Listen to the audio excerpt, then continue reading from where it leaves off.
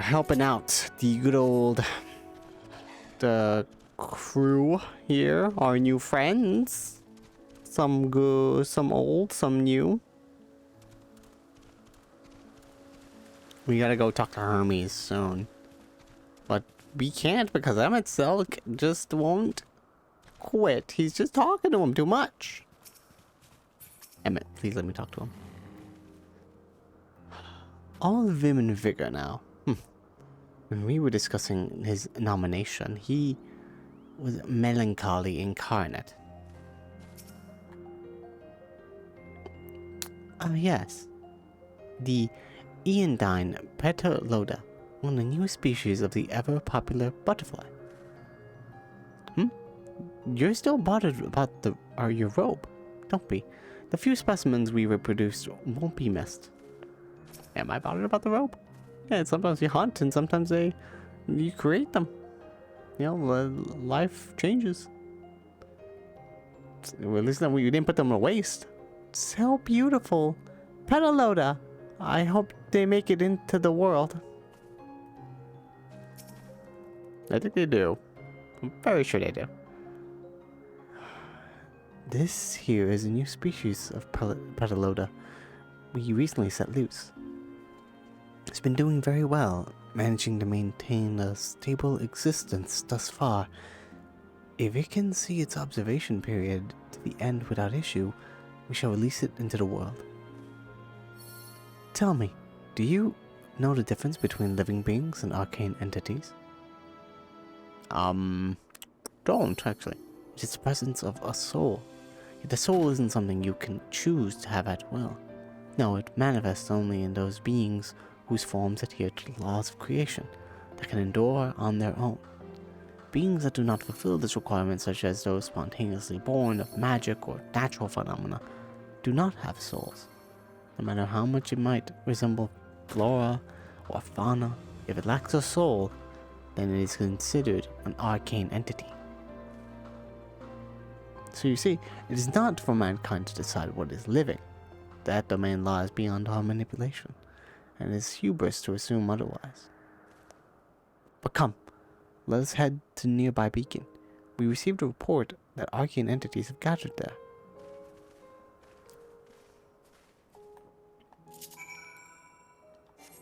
I haven't even found any 8 currents, I think. Though I think one is way too up high. I'm not sure. Birds. Birds of Elpis. Sometimes you just can't come up with a fancy name and you just are like, ah, Bird of Elpis. Sure. Fuck it. More northwest. The heat of battle. Reduced rates.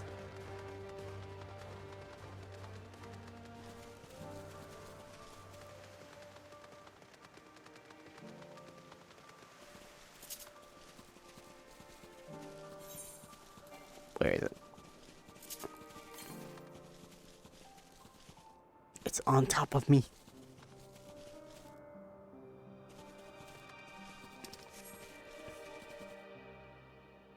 There it is.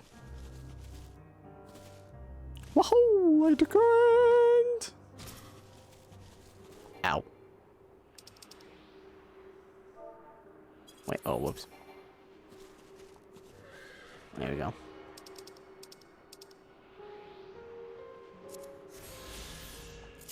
Alright, that's one down, and, well, we can look at the thing.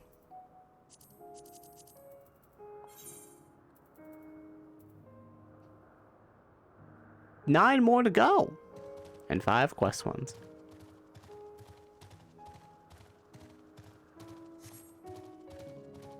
Sounds about right. So if I am correct, we'll probably do 86, 87 here. Then go back to Labyrinthus and do 88. And just get on the cusp of 89. And then the final place is an 89. The 90. Ah yes, lightning Numa. Just as the report said. Although we call this structure a beacon due to its form, it's in fact a magical device. By manipulating the balance of elements, it keeps the isle airborne and maintains the climate thereupon. In the course of its operation, it often sees an internal shift toward a given element. Right now, that element is lightning, which draws the Numa here to replenish their ether. Oh. It appears Meteon is busy. Would you care to assist me in her stead and feed the Numa? Sure, why not? By using this lightning converger, you can harness ambient lightning and focus it into a ball. A veritable feast for our dazzling friends. Go on, give it a try. Before I do that, Marianne, what are you doing? Interesting. You're interesting too. Tell me, how did you find the Abystoma? Fascinating creation, much like yourself, little one.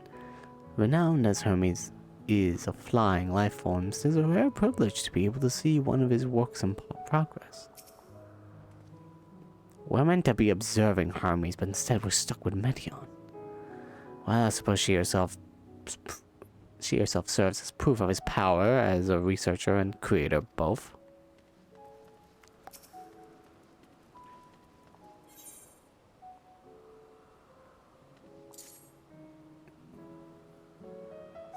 Hiya. Ooh.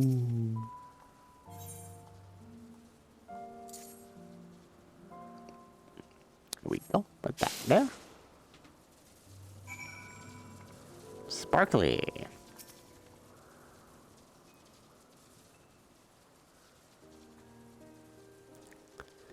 Perfectly done, Joanna. Look.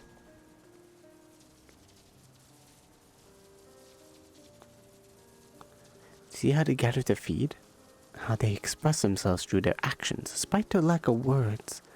Speech is not a soul-defining characteristic of thinking, feeling creature, nor is a silence an indication that they do not possess these qualities. Be it soulless arcane entities such as Numa, or an ephemeral life form such as the Petaloda, all seek to perpetuate their existence, to survive. Yeah, is Meteon an arcane entity?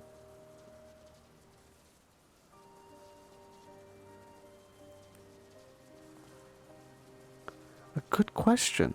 I can answer it from a theoretical standpoint, but it ultimately falls to the Bureau of the Architect to pass judgment.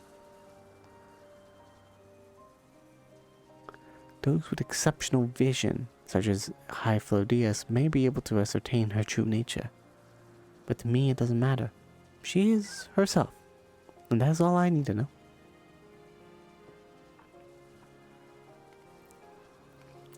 Oh, you finished already?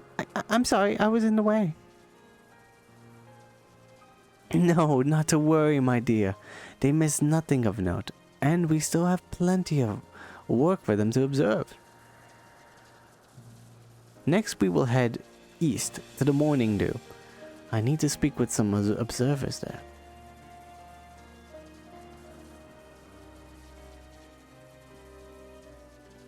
They're gonna kill this creature. I'm gonna tear up. Jerks.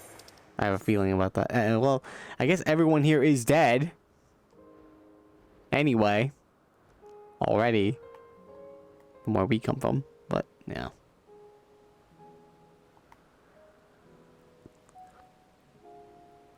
Oh, what is the... Hang on, I didn't even notice, but what does the teleporter say? Where is it? Is it under... I was about to say, if it's under Northrend. I think it's just under this, right? Yeah. The Aetheryte thingy. The Aetheryte symbol. The world unsundered. Alpus. The last area is what I think it is. It is Hydaelyn / the Ethereal Sea. Okay, the Heart of Hydaelyn, which I actually kind of guessed it would be the Heart of Hydaelyn like a while back. But if it's the Ethereal Sea specifically, I did not guess. Then it will probably be under that category as well. Ah, this fellow has been talk of the Bureau. The combination of carefree aspect and endless rows of fangs is strangely charming. Gob you! Was there a guiding theme or method to the madness that is this random assortment of features. Look at his arms! Don't you want to get hugged by them? It's adorable, but beware it sneeze. Hermes went flying once. W.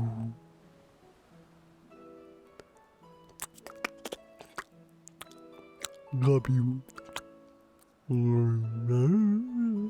Alright, it's enough. Is it not? The Amphilos, one of our newest subjects. No, that's a Gobu. Don't be weird. So, how are we coming along?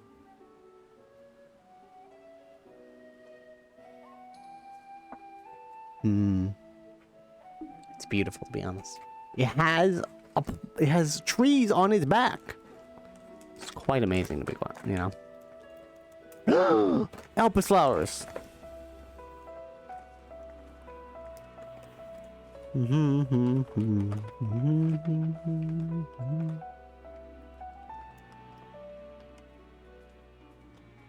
You know about these flowers, kid? This place is Elpis. Those flowers. Elpis. Yeah, what'd you name it this area? Over these flowers. Like me.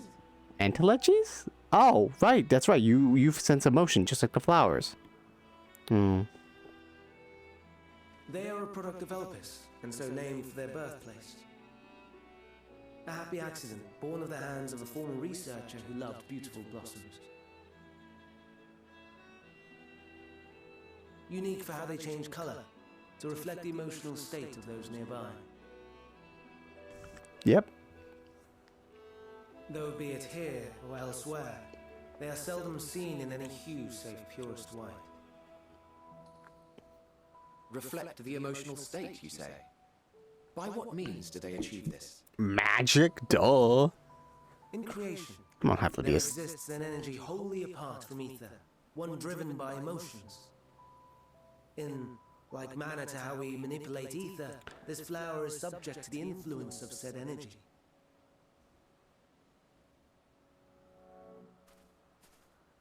Well, it has no will of its own. It is sensitive to the prevailing emotion in the vicinity, and reacts by altering its color and vibrancy.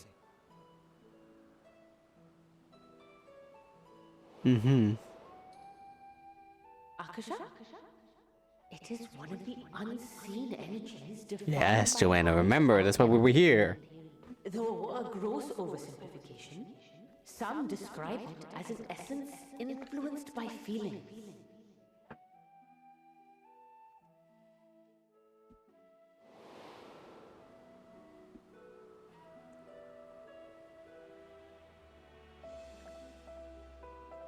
Akasha. Though I'm not familiar with the term, your description suggests it is the self-same energy. Yeah, from where I come from. Dynamis, we call it. Ah, interesting. Different names, different cultures. You know And there's that. entities like the Elpis flower that have the ability to interact with this energy, converting emotions into tangible phenomena. How tangible? Are Antelekis. That's me. That's me. An Enteleki. Little living creatures that can sense emotion. You are, my dear. And no ordinary one at that, but the first possessed of free will. Interesting. Wait! A form of energy other than ether? Dynamis? Yeah. I've never heard of such a thing. I didn't either. It's crazy. Hardly surprising. Dynamis cannot be seen, much less felt. And though its existence has long been theorized, we have no proof until the flower's serendipitous creation. What's more, Dynamis is far weaker than ether. Under normal circumstances, its effects are drowned out by the latter. On account of which, beings comprised of and reliant upon the ether, like you and I, are unable to make practical use of Dynamis.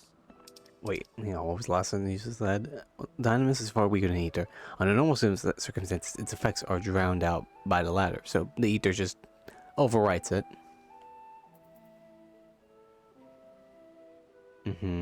So basically the flower proves that this dynamis, aka Akasha, exists.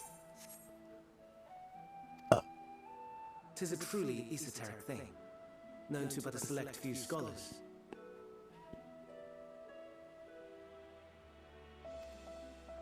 Intriguing. Then, given the limitations you described, why create Meteor?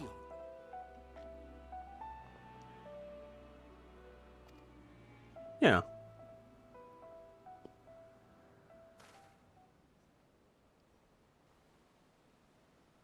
Our star, Aetheris, is especially rich in ether, so much so that its name is derived from it. Oh, that's what he dare it. Oh my god. However, when we consider all energy in existence here and in the vast space beyond, Dynamis may account for as much as 68.3%. The more abundant form by far. Were we able to control it, we could open the door to limitless possibilities. Tis not unlike a gently flowing stream, unable to break through the dam of ether barring its path. But if we could imbue the stream with the vigor of a raging river...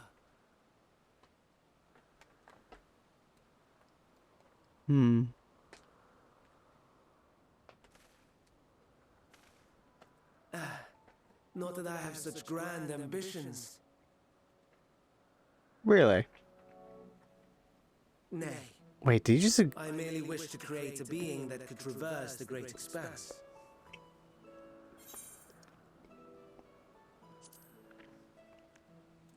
The relative scarcity of ether beyond the bounds of this star was a concern. And so, I looked to another source of energy by necessity.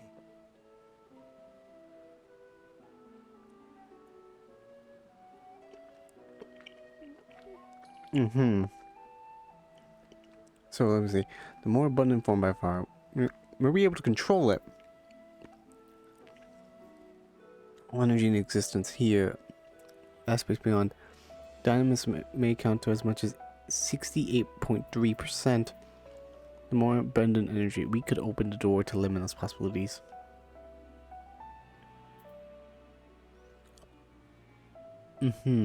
But if we can imbue this stream with the vigor of a raging river, that sounds all like the final days. It's just a river of Akasha / Dynamis. Just abound everywhere. Maybe too much.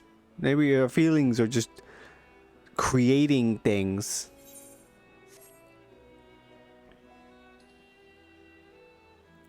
But of course, apparently you've created it too. For a being that can traverse the great expanse. Okay. That being Dynamis. No wonder her ether is so thin. Oh, so she has Dynamis energy. Precisely. Yours is thin too. Like an entelechy. Like me. Am I? So, are we the same? Intellecties. Are we? Oh. Do I have new powers?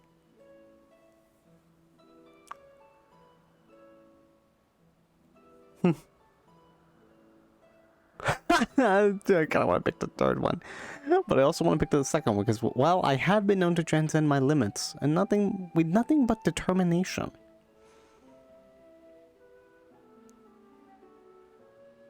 I would like to say the third one as well.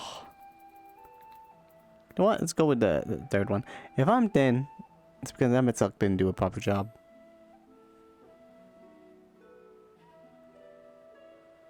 Well, aren't we ungrateful?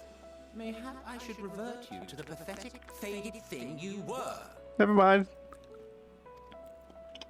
I'm grateful. A deficit of ether alone does not an entelechy make. It would, however, make it easier for you to interact with Dynamis. So if I have less ether, then we have ability to interact with Dynamis. And limited though its influence may be, This quality could prove the difference between victory and defeat. You do well not to underestimate it. Interesting.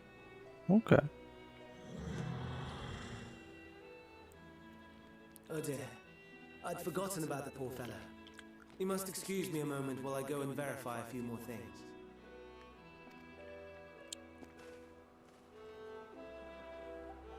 Should we take this flower? I know it probably wilt though.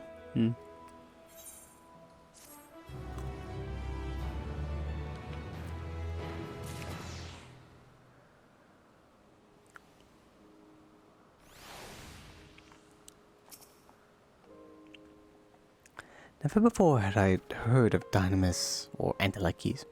I can only assume that the Elpis flower was submitted to the Bureau before I joined. Oh, that was her for some reason. It's just their Dragon Quest helmet? Is that it? Oh no, it's a hat. This is a blue hat.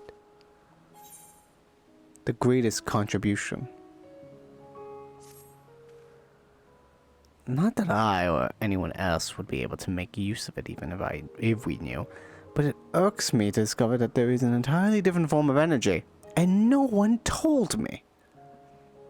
That personal annoyance aside, Hermes' knowledge is undeniably impressive, given that there are none among the 14 who specialize in the celestial. He would be a welcome addition. Assuming he can be persuaded to join, that is. I still can understand his hesitation. Why did you join the convocation? Should have asked what you specialize in as well. Oh, you wish to know why Emmett Silk was chosen for the convocation. I should be glad to share the tale.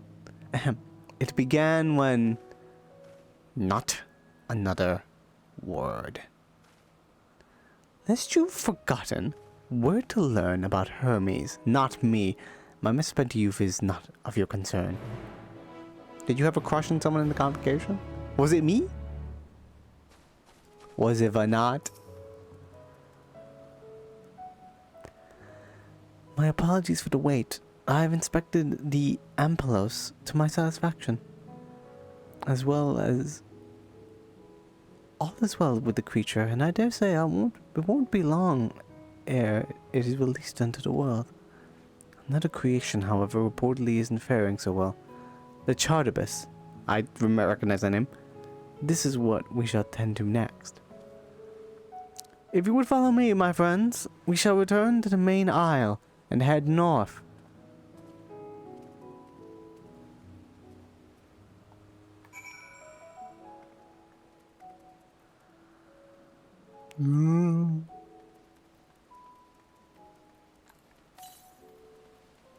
Oh. Southeast. Right around here. There it is.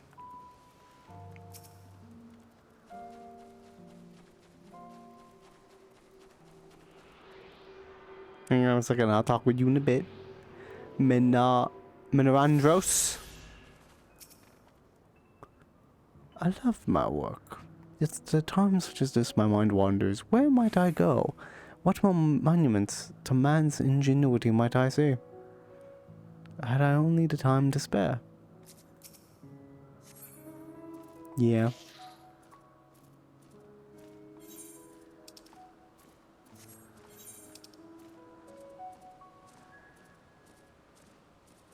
There is the 12 Wonders and Politan Oikos. 3 different 8-red spots, huh?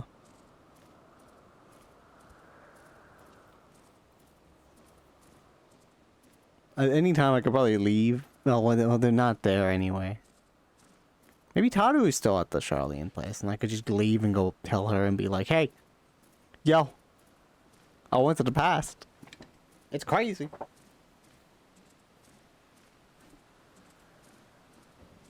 Is that it? The Chartibus? Hang on a second.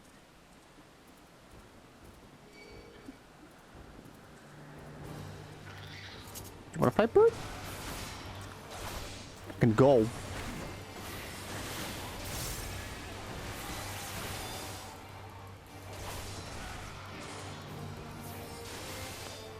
I've been fight hungry for a while. Let's do this. You can beat me. I'm a paladin. Take that.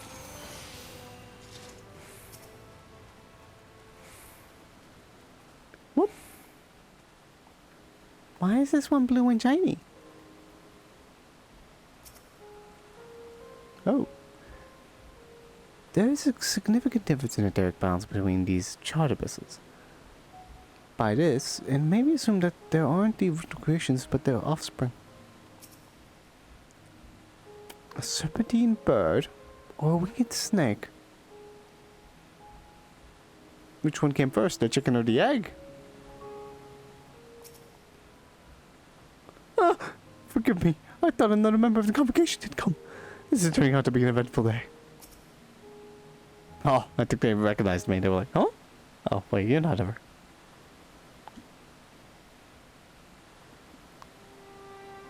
I understand there was a problem with one of the chartibuses. Yes, that's right. As you know, the chartibus... Charbidus? Yeah, Charbidus, yeah. Is based on the sea creature, owing to adjustments to enhance its affinity to wind. It is capable of flight.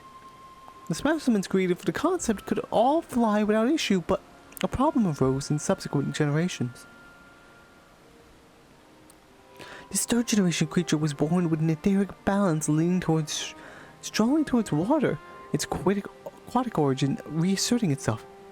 It would seem the result of affinity to wind is diminished and cannot fly.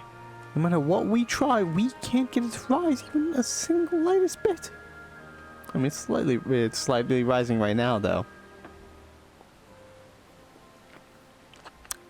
For such change to manifest in so few generations, I fear they are too unstable, flawed. With your permission, I will revert to the creatures and recommend to the Bureau that the concept be revised. With its etheric balance leaning towards water, a charybdis. I can't say the word. Charybdis. Let's go with charybdis. Charybdis would indeed struggle to manipulate wind. It's too early to conclude that it cannot fly. Having failed at first, it may have simply developed a fear. I shall transform and fly with it, helping it maintain the wind until it finds its wings. What? You needn't go to such lengths. You don't know? Of course not. Transformation is an art in which one manipulates a vast quantity of ether to construct another body around oneself. In practice, this allows one to assume a conceivable form and thereby transcend the limits of one's flesh. Just like you did.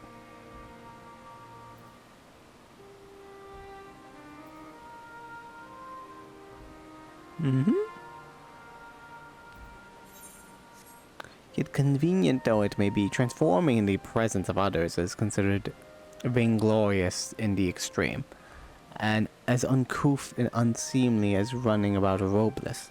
Shameful. Am I to understand you make a habit of this? Nothing of the sort. It's just that when transformed, I can wield the wind and fly. It may seem excessive, but what if our shame next to the lives of these creatures? They deserve a chance, and we owe it to them to do all within our power. Be that as it may.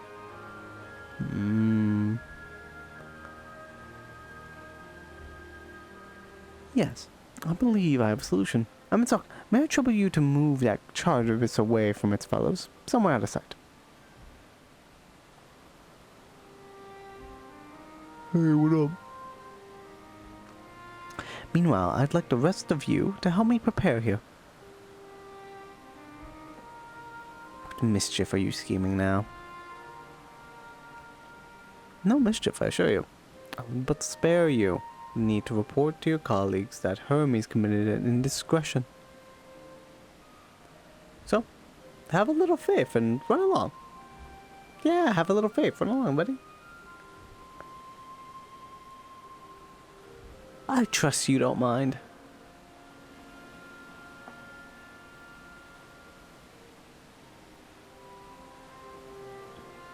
Let's go, Chartibus. Baby!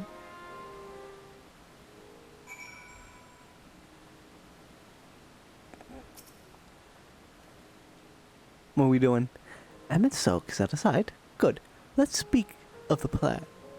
It's a stroke of genius, really. We have Emmett Silk train the Chartibus.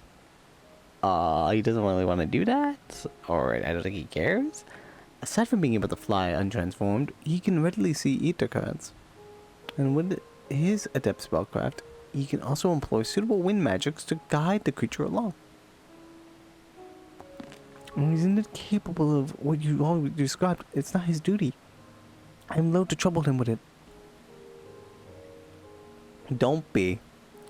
As I mentioned, it would be for his own sake. With that settled, let's begin at once. Joanna, I want you to go to Emmett Silk. Tell him that you have a favor to ask. He will be disinclined to cooperate at first, but you mustn't be discouraged with our friend. The trick is to be unflaggingly persistent. Off you go now, and good luck. I have a favor to ask.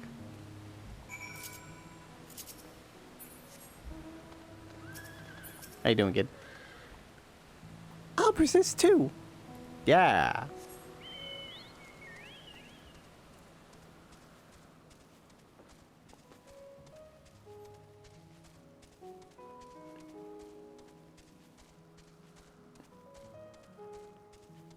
Bum bum bum bum.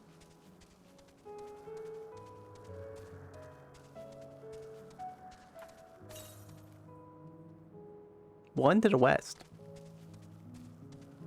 How far did you take it? Dude.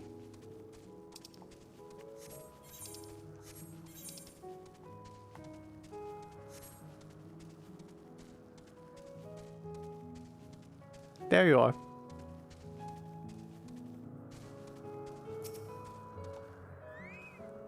Hi, Emmett. Well, are your preparations for the scheme that is clearly not a scheme complete?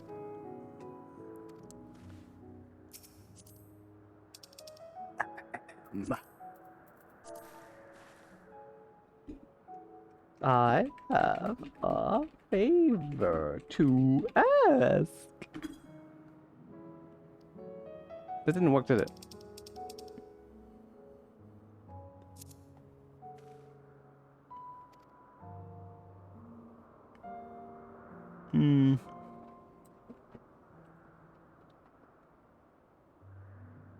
Is that capitalized?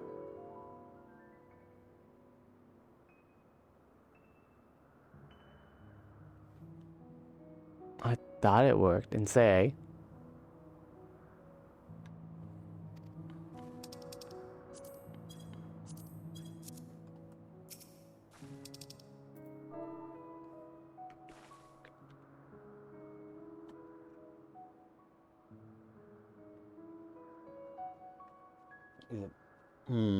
Hang on.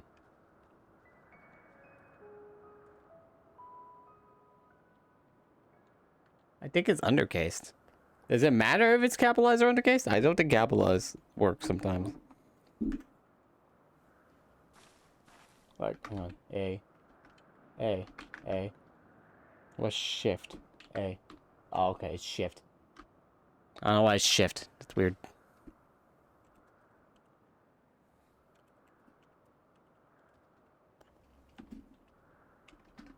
Sometimes if I glaze a button, it just works. Oh, no you don't. I'm not lifting a finger. I don't know what half of this is up to, and I will not be made to know. I refuse. Relentless assistance. Please, Emmett Salk. Definitely get rid of Emmett Salk.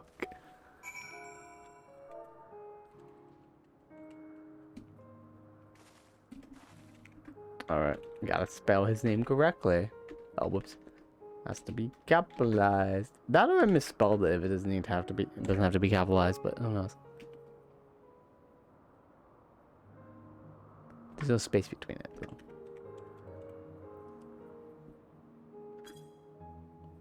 Damn it! I didn't target him. I hate this. I hate this all. At least no one is here to see me fail.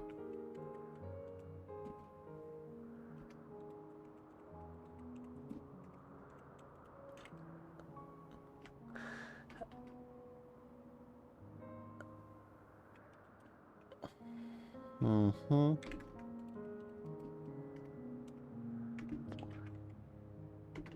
Damn.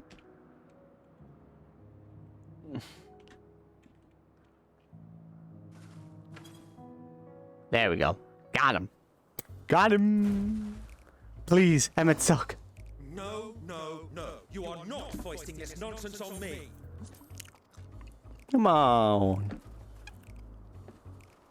I'm given to understand you have the power to help the Charybdis, and should be quite willing to do so. Ah, it's Charybdis.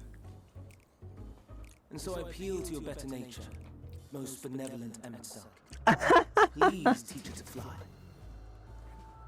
Most benevolent. Hermes will transform. Right now. I'll do it. Now, there's no need to go quite that far. Altruism is its own reward, as I'm sure he would agree. Oh, would he now? And who contrived to put me in this position, pray tell? Nothing so devious. I merely suggested a possible course of action.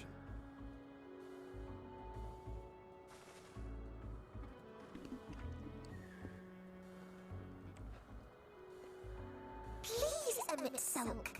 Please. Please. He's really mad. I did not come all this way to play nursemaid to your creations. I thank you to remember this favor and let it be the last. Okay.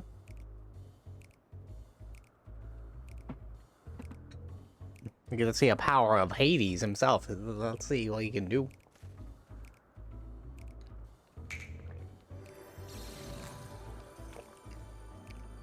Ooh.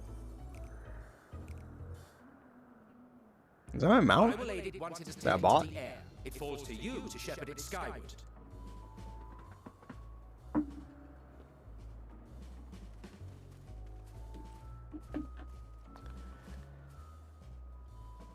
Well, let's relax and enjoy the spectacle, shall we?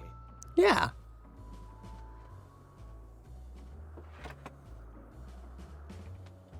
That is. That's the horse mount I have.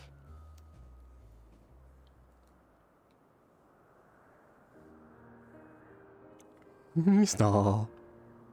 You were wondering why Emmett Selk joined the convocation. Yes, why is that? Truth be told, he wasn't the first choice for the office. I was. On the strength of my ability to see ether. Oh. But I declined the offer. For though my vision is exceptional, I am pedestrian in all other aspects. Worse even. Imagine it would have just been abysmal when it comes to manipulating final ether, boss for of example. Shadowbringers. Couldn't transform Hyphlodius. even if I had a mind to do so. What good is the ability to perceive a problem if one cannot act to address it? But Emma can. Emmett Selk has no such shortcomings. He excels in vision and manipulation both, the latter to an extraordinary degree. If there is a mage more powerful, I do not know of them.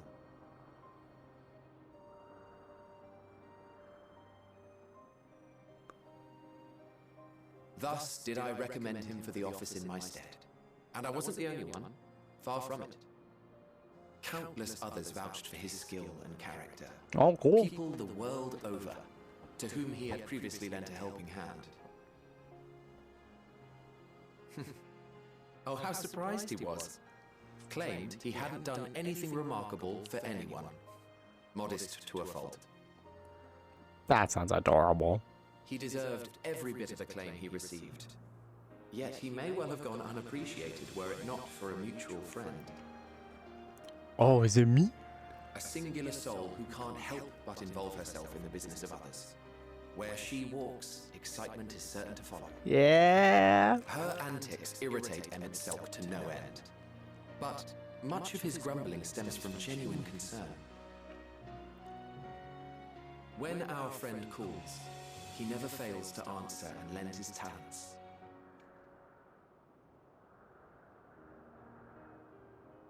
And in the course of doing so, he himself came to be recognized and respected by those around him.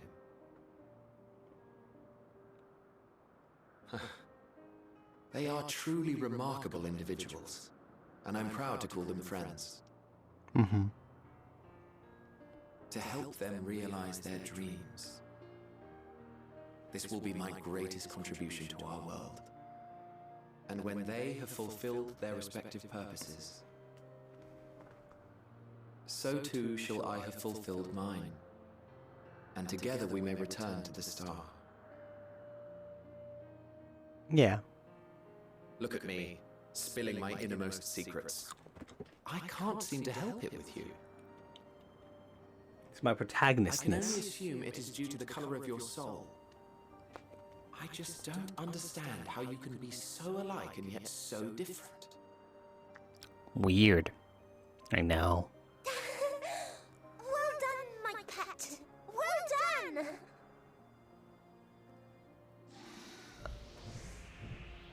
It's flying. Can't wait to fight that in the future. Ah, yes. I dare say the Charybdis will be fine here on. Why don't you go and signal to Emmett Selk? Let him know that his arduous task is at an end. You don't want to see him keep doing it more? Just him flying around?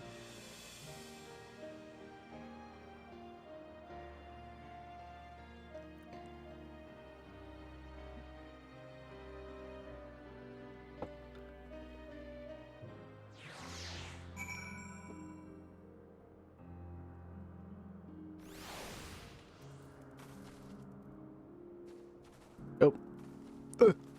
Climb! Okay. If I didn't know better, I'd say Emmett Selk's enjoying himself. Not that he'd ever deign to admit it.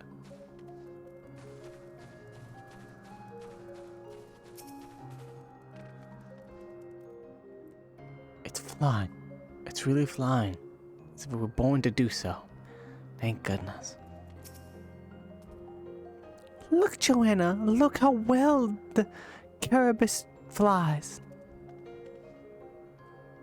Charybdis? Oh yeah, Charybdis. And I forgot how I say it already. Fantastic.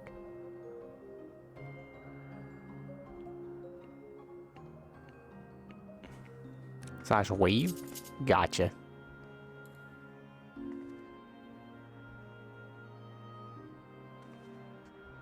Emerging from his reverie, Emmett Selk notices you and begins to descend with the Charybdis.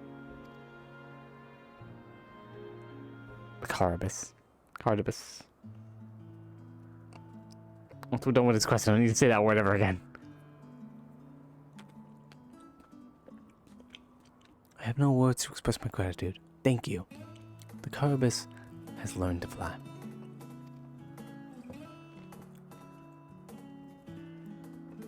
Oh, so good. Fly, Sneaky. And Joanna and I could relax and have a pleasant chat. I'm sure you did. The creature needs some small assistance at first, but soon it was flying more or less on its own. I doubt you will need to repeat the lesson. That was truly impressive. I witnessed it all from afar. The Charybdis flies. Indeed. With this, we've proven that even a creature with skewed etheric balance is capable of flight. Though we helped it achieve this, the Charvis is a herd animal. They may well aid their struggling kin in like a fashion if and when the need arises. Keeping this in mind, I bid you to continue observing them. If that is what you want. But if I may say so, rather than hoping an idealistic possibility comes to pass, would it not be simpler to have the concept adjusted? The way we could guarantee that anomalies such as this specimen are never born in the first place. These creatures are already here. We will spare no effort in giving them a chance to survive. As you wish, Chief. As you wish.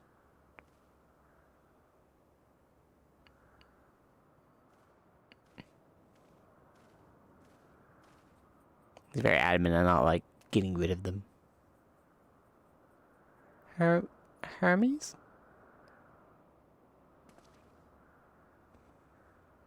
I'm fine, don't worry. Oh boy. Well, that concludes all of my present tasks. Let us return to Agnorosis for now. This was fun. We all had an adventure.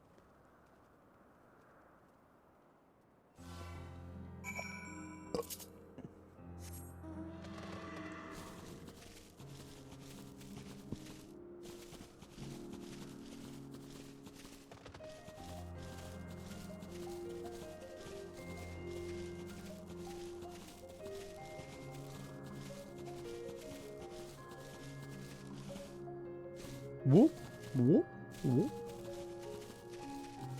Bum, bum, bum, bum. Wait a minute. Shit. It could be up there. It's a possibility.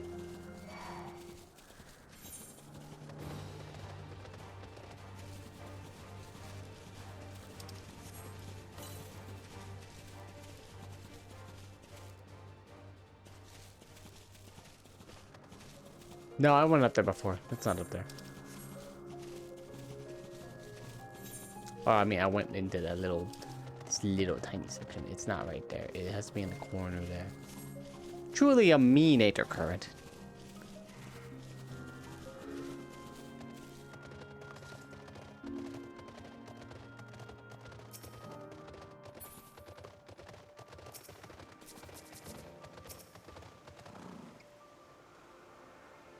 What? Want to apologize for forcing me to help you, do you?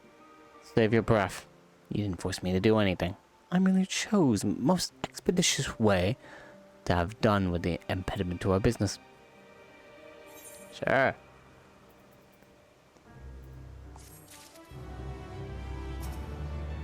Eita.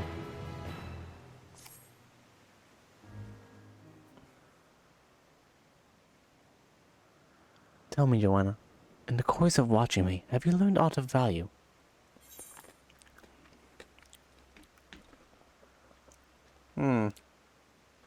Dynamis. Dynamis seemed promising.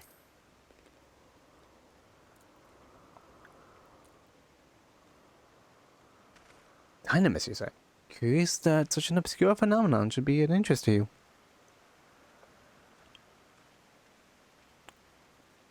Chief Hermes, what good fortune to find you here. Is something the matter?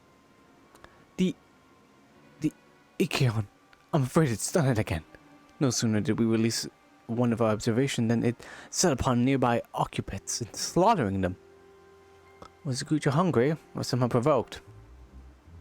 I had just fed them myself, and the occupants were being kept wide berth. It is the nature of the Ichion that is to blame, their innate viciousness.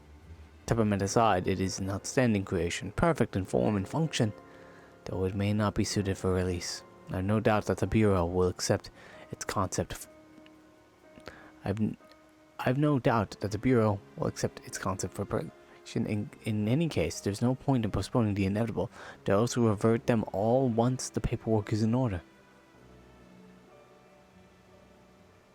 Or is the scene of the incident?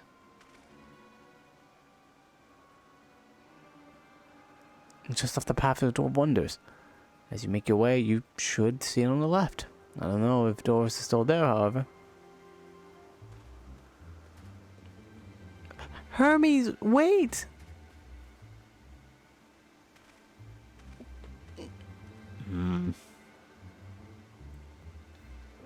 If this is part of his work, then I would observe. We follow. Okay.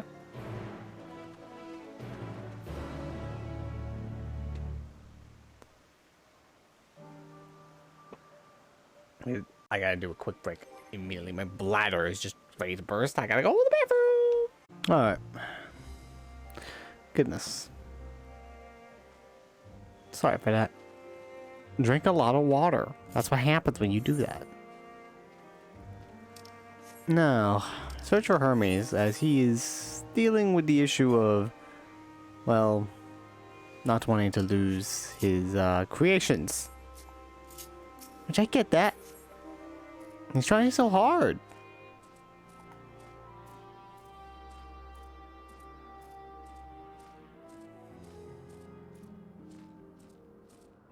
Alright, let's see if we can help him out with that at least.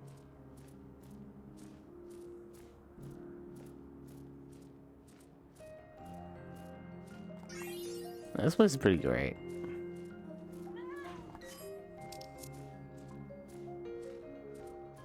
That sunset hue. If it even sets.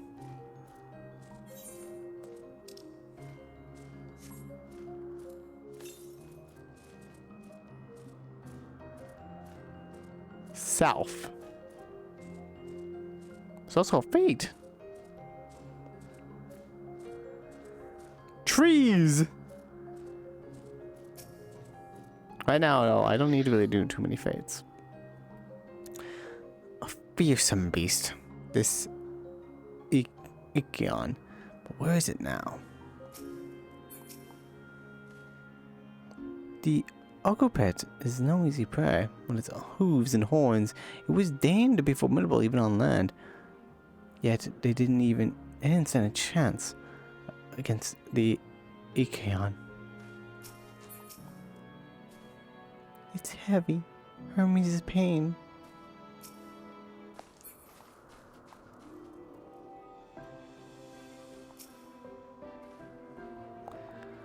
The lacerations and burns are unmistakable.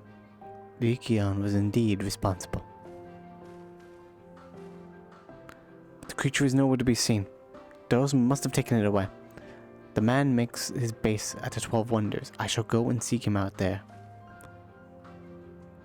And Silk and I will search the area for good measure, just to make sure the Ikion did not escape. My thanks. Let us meet at the 12 Wonders when you have finished. I will go on ahead. Please follow with Joanna.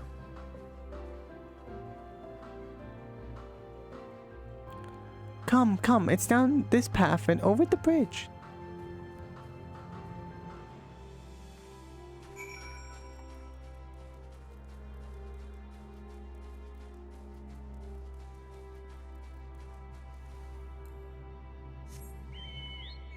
Shit. No.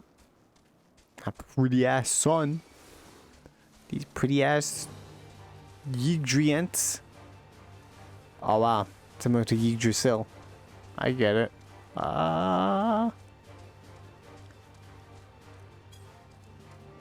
There it is.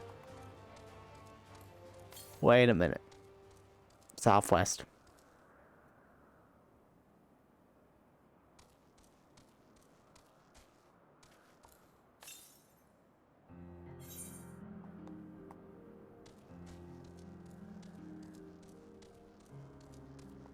Must be somewhere over there.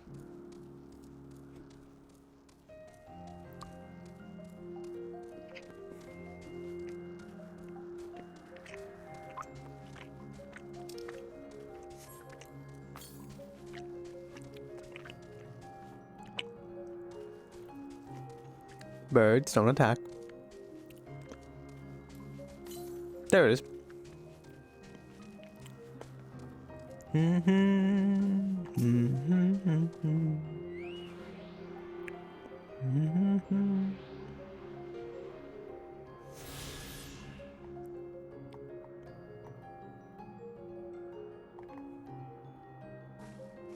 Pose.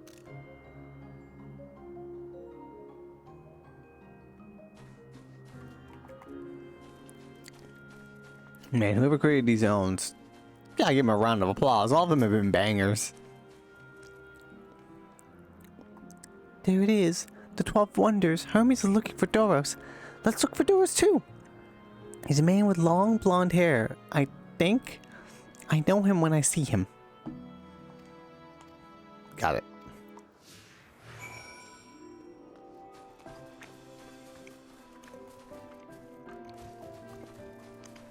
The crew.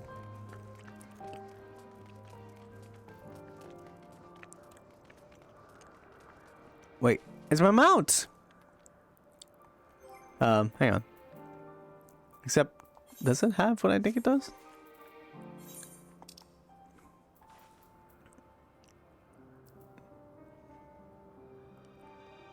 Is that a different mount? This one's more red. It has wings? What about,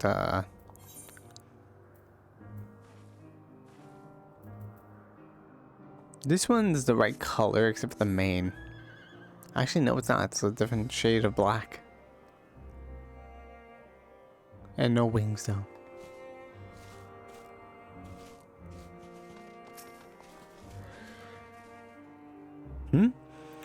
If you're here, if you're with Metalon, I assume you're on an errand for Hermes. What can I do for you?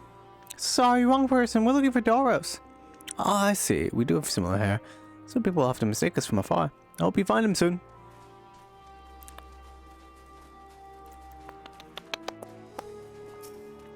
That's not him, but why does it say? Once I get back to record today's results, I should finally be able to put that report to bed. Not Doros. His hair is long, but the color is wrong.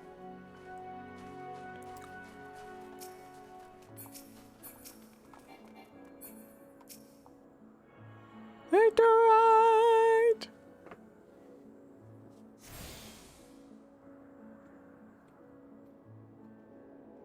Trying to reach my soda.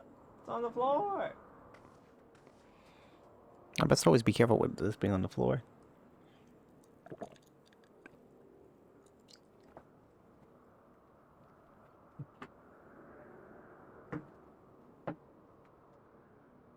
Ah, okay. Where would Doris be? Also, I bred into the mic. My bad about that.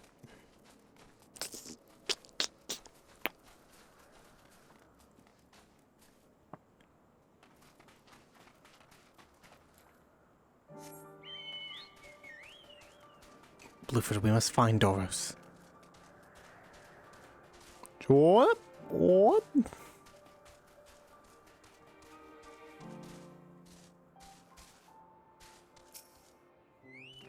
Blonde-haired man. Oh.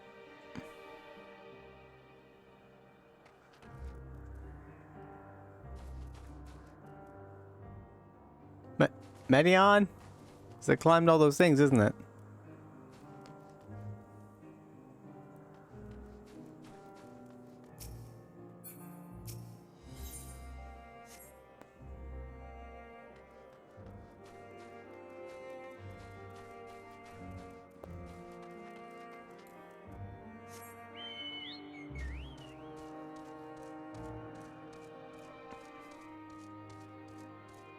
Yeah, I have no idea where she went. She just teleported away. Don't worry, Medion. I know where they are.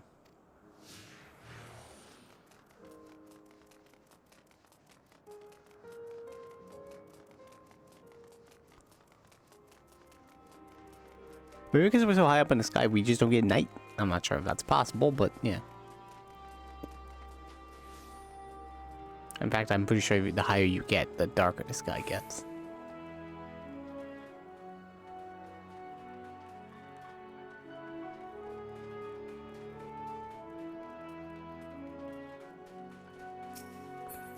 It's probably Doros here. Doros, that's Doros! Well, no, but it's in Medion. What brings you here?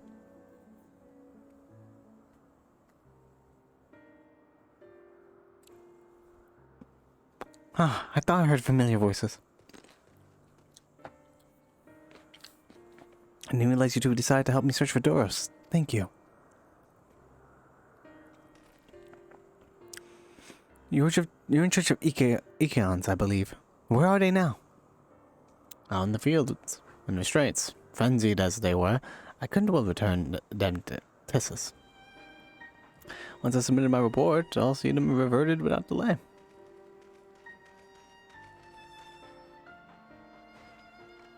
It's as he says, the beasts are indeed quite ferocious. Commander 14? What brings you here? Nothing you need concern yourself with, as you were. No, we're just, hanging out.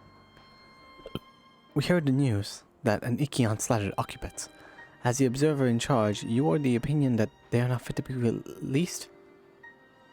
I am.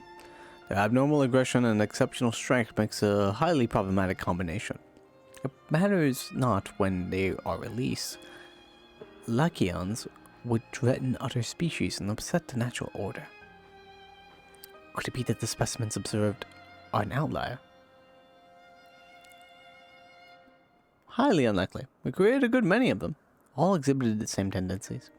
Even when we used Kairos to begin with a fresh slate, their behavior was unchanged. Kairos?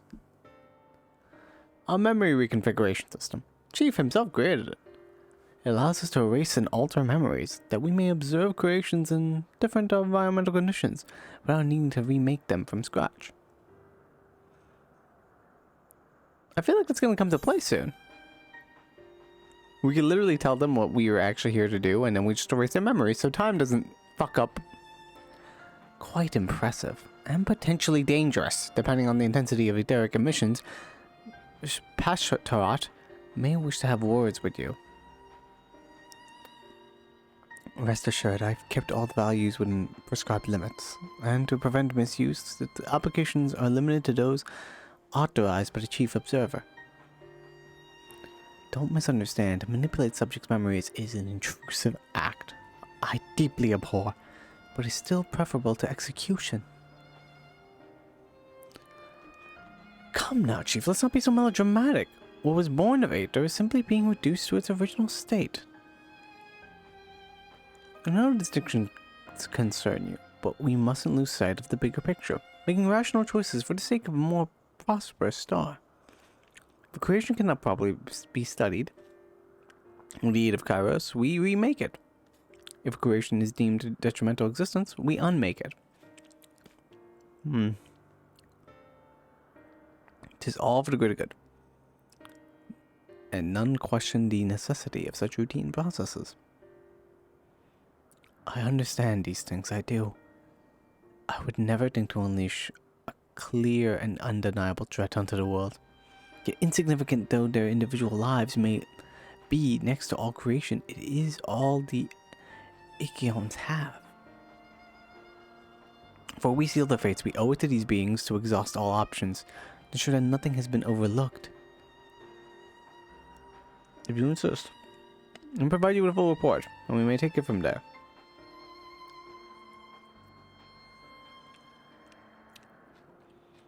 Would it be possible for us to attend a discussion that Ematsuk may better carry out his duties? By all means. Pray, show them to the meeting room. What about meeting? Hooray!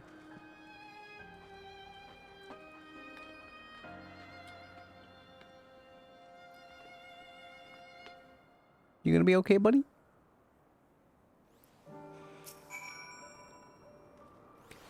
We have a duty to this star. This I know. But it doesn't mean we don't also have a responsibility to the lives we bring into existence here.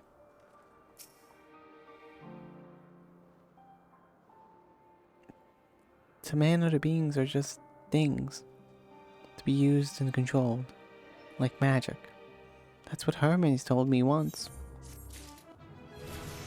88! it. Enhance Divine Veil. What does it do now? Alright, upon HP recovery, casts itself. HP recovery via a healing magic cast by self or a party member. Its protective barrier is cast on all party members within a radius of 15 yalms, 30 seconds. Prevents damage up to 10% of your maximum HP. Then additional effect restores target's HP. Cure potency of 400. The effect ends upon casting the barrier on self and nearby party members. A protective barrier is cast on all the party members. Does that mean does it count itself as it?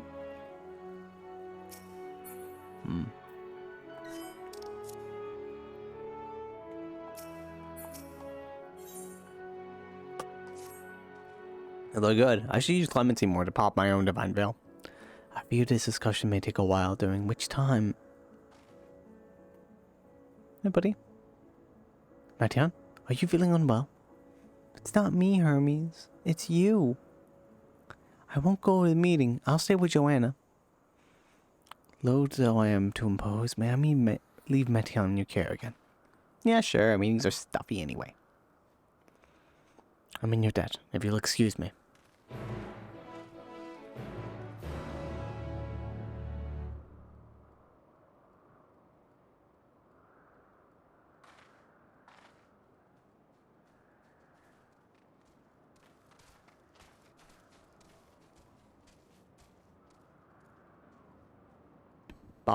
Oh, whoops, my bad. Can you help me with something, Joanna? The meeting will make Hermes sad, and I want to cheer him up with a flower. Hermes likes flowers the most of all the creations in Elpis. Most creations are expected to be interesting or beautiful or strong, better in some way. But flowers are different. They're designed to suit our emotions, what we feel and want to convey. Hermes likes that. I can make Hermes flowers, so I'll search for one. And I want you to search with me. Let's start here, at the 12 Wonders.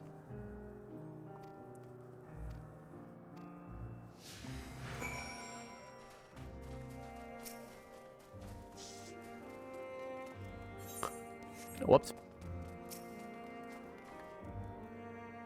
This tree in bloom. Violet purple flowers bigger than your hands adorn the tree. So big and bright. I love them. But they may be too bright. You have to think of the recipient. That's what Hermes said. Oh, he doesn't like bright flowers? Oh, look at this slender tree. Look at this bark. Well, it's a slender man wants to kill us to get it. A tall slender tree rises above you. You crane your neck to look for flowers. No flowers. If there were apples, we could have covered them in syrup. Let's head outside next. Don't worry, we won't wander far.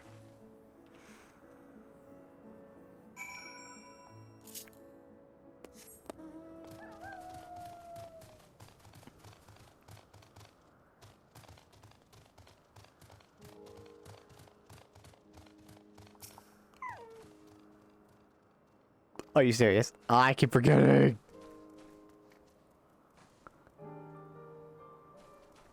I guess I wandered far.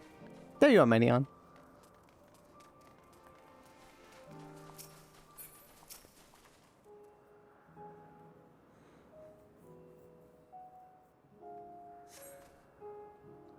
An array of beautiful flowers grow in the bed, and mixed colors flowing, forming a pattern. These would be better for Hermes, but they're hedged in. That means we shouldn't touch them.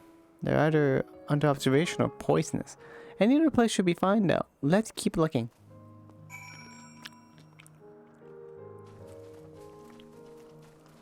You know a lot about your stuff and flowers and everything. It's a good thing we're not giving him poisonous ones. Familiar plant.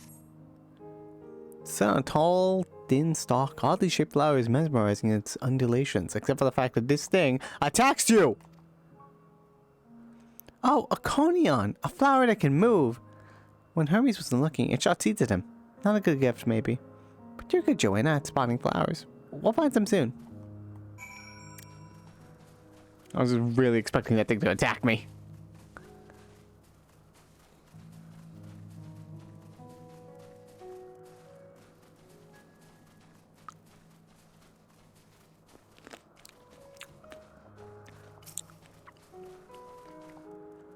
Junction. You spy nothing promising nearby. At best, common-looking grasses with some few tiny flowers. Nothing around here. Ah! Over there, Joanna. Something big and huge.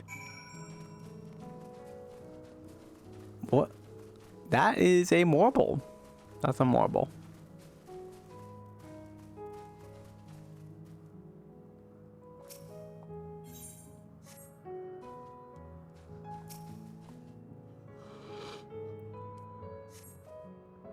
The terrible stench reminiscent of sodden old boots pervades the air. Without a doubt, the culprit is the marble-like creature before you. It's an Adonis. Things around its mouth look like petals, but the flowers are the orbs on its head. When Hermes inspected it, it swallowed them up. He didn't leave his room for days. What do you think, Joanna? Would he like it? I don't know, I go near that thing. Probably not a good sort of memory. So not this one either. But it could flower as hard as I thought. I'm sorry, Joanna. But how? But could we search a little more? Maybe as far as the fields over there. I'll pick something after that, I promise. Okay.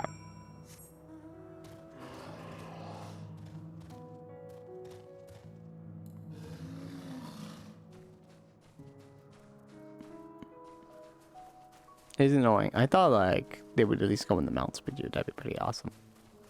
Two-seaters and all that. Actually, can I go in the mount with you?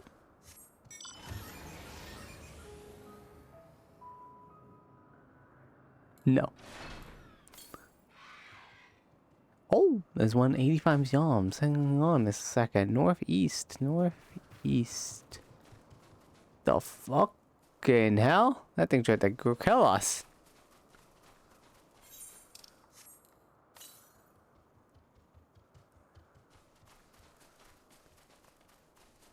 Don't attack us, Porball.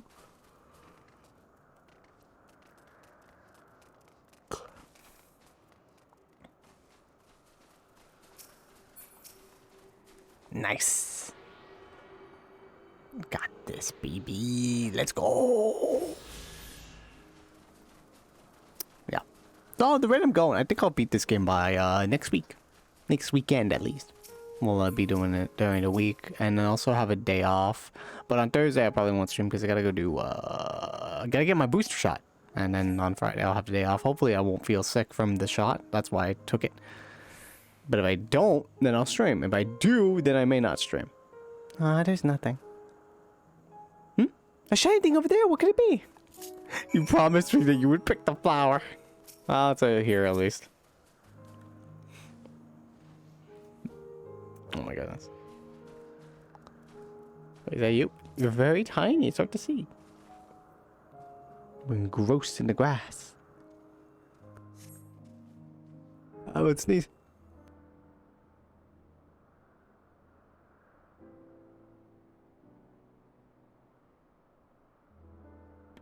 Alright, I did it. Oh goodness. Ooh, Albus flowers. They're here too. Oh, fuck yeah. Let's go. Hermes likes and dislikes them at the same time. Like me, they're entropes. Like me, they feel his pain and turn dark. That's only for Hermes though. For others, they always stay white and bright. Dude's pretty depressed.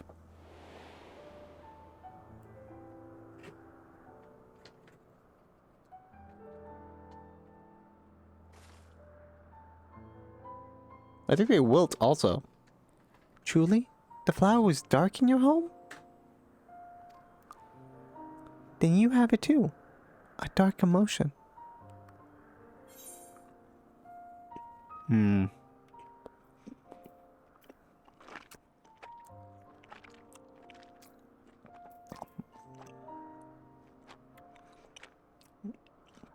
I've known the pain and sorrow of loss.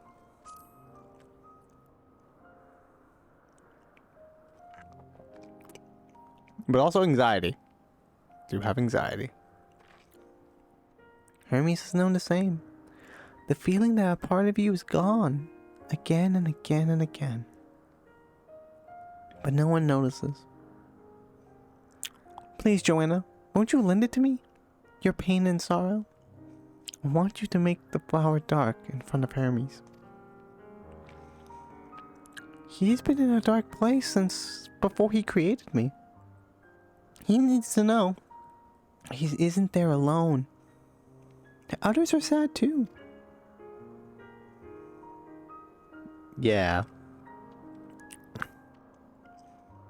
Truly? You'll do it? This is actually a very nice sentiment. Good job. Thank you, Joanna.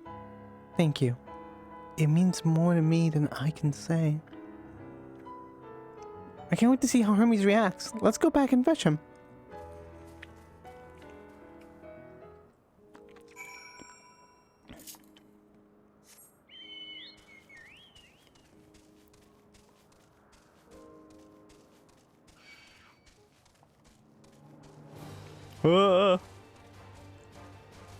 They're chasing me.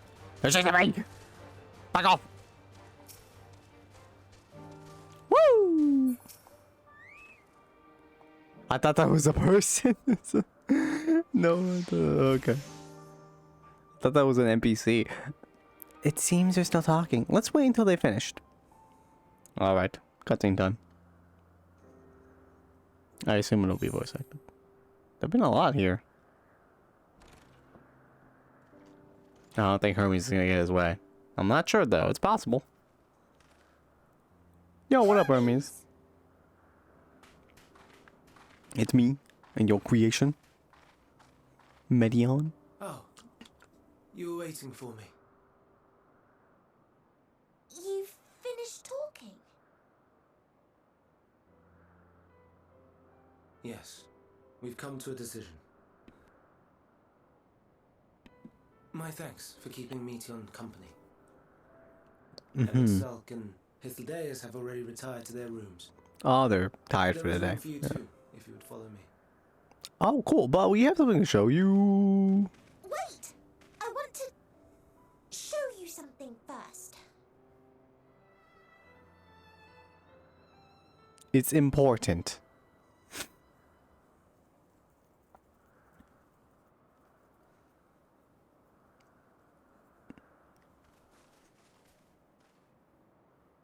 Elpis flowers? Yeah. Go on.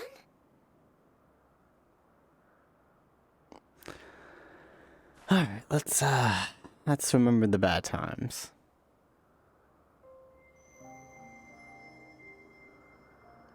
Harsh font.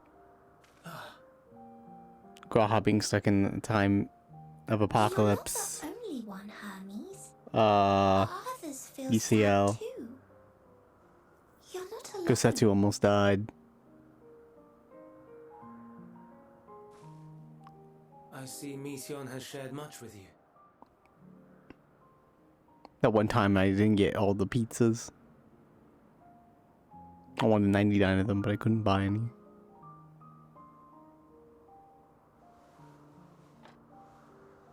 Oh! Your face!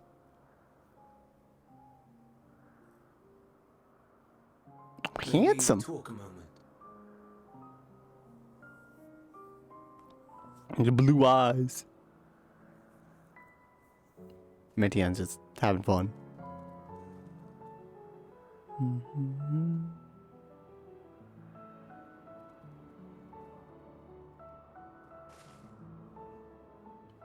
I do not think it wrong Armadillos. that we live for the star, that we strive to make it a better place. And yet, in carrying out my duties here, there are times when I am plagued by doubt. Do you recall what Hythlodaeus said when we first spoke of my nomination? Death is the privilege of those who have fulfilled their purpose, a choice they embrace of their own free will. And when they depart, it is always beautiful. Perhaps it is, but only for man. Creations that he deems useless are discarded with nary a second thought. Some scarcely born into the world, afforded a handful of breaths before life and potential are abruptly extinguished. We make an effort to spare them the pain. Kitty. They sense what awaits. Rage and anguish and cower and fear. And it is not beautiful. Yet no one cares. No one. So fixated are we upon the duty that we do not pause to question the method. Pain and suffering, confusion and despair, writ plain in the eyes of those poor creatures. Yet no one sees. We turn a blind eye and carry on in blissful ignorance. Nor to miss. And always, always the blossoms shine pure and white. A contradiction so blatant I could scream, want to scream. How can you all accept this aberration? Then I wonder, am I the aberration for thinking thus? And I am filled with dread. But now I know I'm not alone. Not the only one for whom the flowers weep. I won't ask what you I think it's thought pretty of me natural to think beside about the all these others, thoughts sometimes. or if you only did it at Meteon's insistence. No, I thought you needed some help. Nevertheless, I thank you.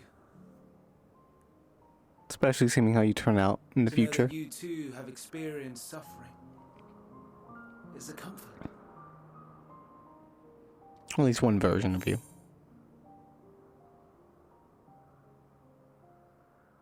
I could tell you all about suffering. Let's not brag about our suffering. Let's just say, glad I could be of service.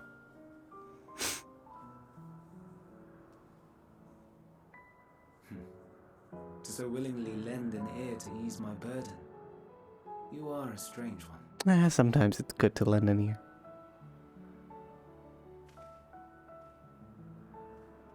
The stars in the heavens.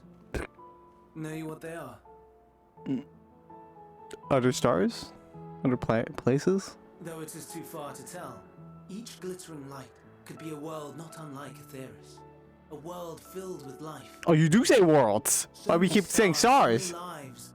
For us, there may be no higher purpose than to live for our world. But what of the other living beings out there? What is it that gives their lives meaning? That drives them day after day after day? To pose that question to our undiscovered cousins, I created beings of Dynamis, who can traverse the vast emptiness between the stars. Meteon and her sisters. Sisters? Aye, sisters. She A had. great many of them. And they have already departed on their journey. What? Traveling to one star and then the next in search of life. They have? As one might expect, exploration on such a grand scale is rife with difficulties. And thus far I've naught to show for it. Have they communicated back? But I have faith that we will make some manner of discovery ere long. And when we do, I should be glad to share our findings with you, in gratitude for your kindness.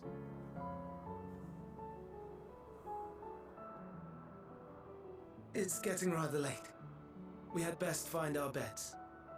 It would not do for both of us to be sleep deprived on the morrow. What? No, we'll be Come, fine. Meteon, let us head back. I could survive on like 4 hours of sleep. All right. That's not healthy, don't do that.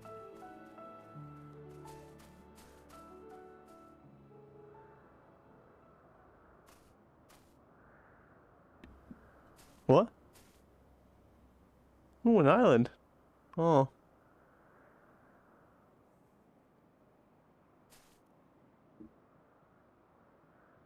Everything okay?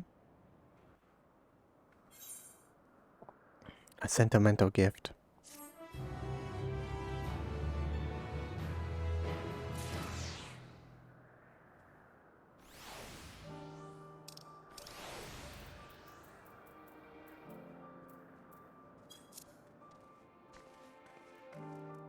Ooh.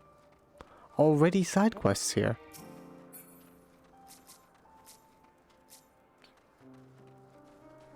Just want to see what it looks like. You and Rose. Wait a minute. Rose. Gale Cat.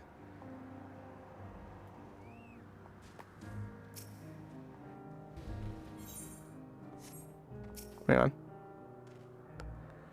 Will you able to get some rest? Please do not hesitate to let us know if you're feeling tired. I'm worried we might exhaust your scarce reserves of ether.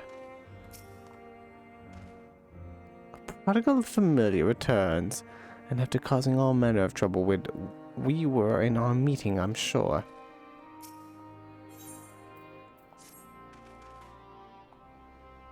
An all too brief interlude, perhaps, but it's time I attend to my next task. As Emmett, Silk, and Heflodius are aware, we reached a verdict regarding the fate of Ichions. 7 were created for observation, and all 7 must be unmade. Doros has followed the correct protocols, and as Chief Overseer, I can find no fault in his judgment. The Ichions would disrupt the natural order, ravaging and consuming other species until they themselves starve and perish. They cannot be released into the wild, and they cannot be allowed to remain here in Elpis. I intend to petition the Bureau of Architect to have the concept preserved as a restricted purpose, hazardous life form. Heflodius has pledged to support me in this endeavor. Yet whatever the Bureau decides, the existing Ichions have served their purpose. Doris has already isolated the creatures and is preparing to carry out the necessary measures. I will join him forthwith. It is my duty to witness the conclusion to this study. If you are resolved, then we have but to accompany you. Of course. Let's be off then. We return to the main isle.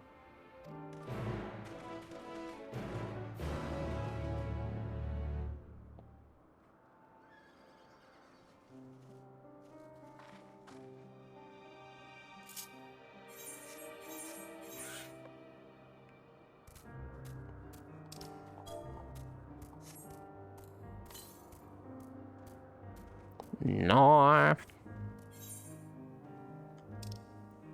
Wait a minute. North is here, so. Somewhere over there, probably.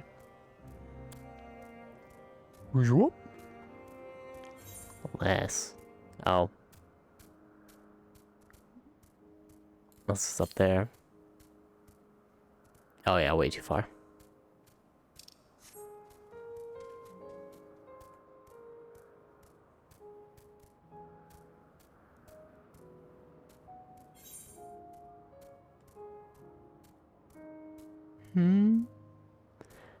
Da da da da na na. Oh, it's 4:41 a.m. at this time. Oh, is that water? Oh my.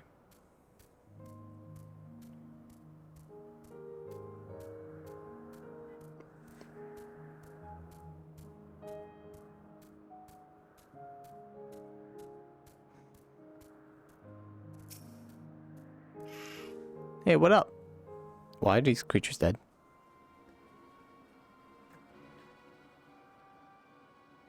Doris, are you hurt? What happened here? They caught me off guard. I'd been bound with ethereal shackles, but they became frenzied, even more so than usual, and broke free. I was able to stop 4. The other 3 escaped.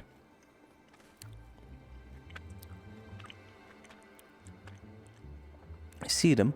2 have taken to the air above the 12 wonders.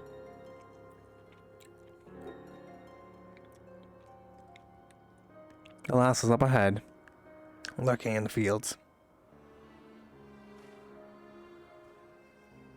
You and Joanna handle that one. The pair in the sky you can leave to me. If this is how it must end, then so be it. I will render assistance to Emmett Sock. Needed though it is.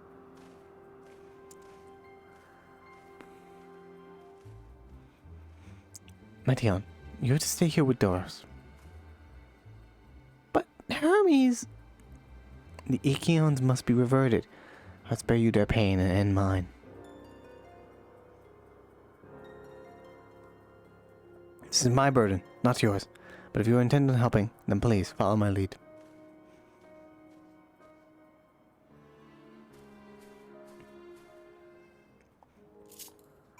I would say one negative of the game is there's been very few solo instances. You know, I like those instances a lot. It would also help break up a lot of the cutscenes.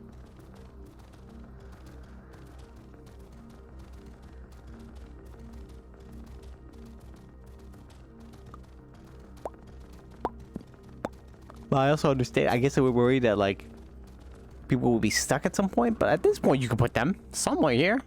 I appreciate your help and lament that it was necessary. There it is, our quarry, within striking distance at present, but if it feels threatened, it may well flee beyond our reach. Here's my plan. You will approach slowly in full view and draw the Ichion's attention. Now, I warn you, its abilities are as fiery as its temperament. Once it spots you, it will unleash orbs of flame. But fear not. By my measure, you are more than equal to the task. Withstand the onslaught, and I could, for a few brief moments, and that will give me time to catch it unawares. Ready? Let's begin.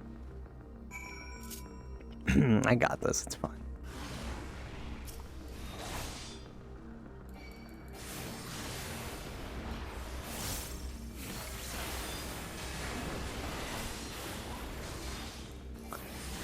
I'm level 58. Everything cool.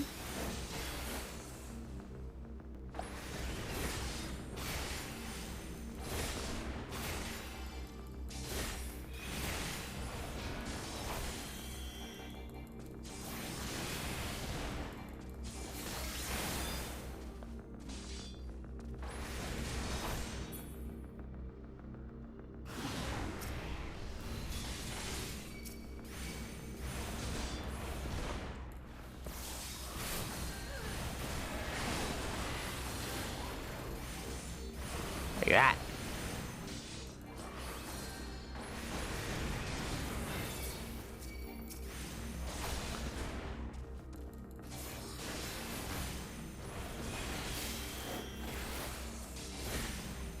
You and your fire. Come fight me like a bird.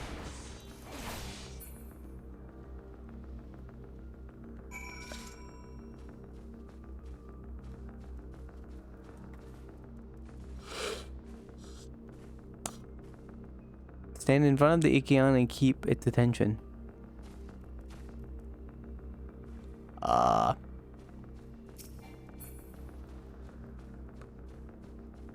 Oh, there it is. I'm dumb.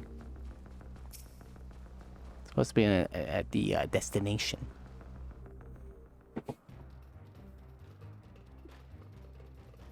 Let's go. Now, Ooh, nice staff.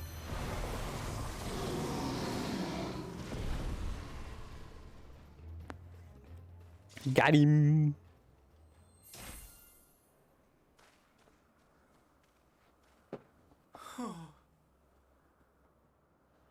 I know. please, forgive me. It's time to go. May you and your kin find peace. Wherever your souls may drift in the underworld, may you find tranquil seas.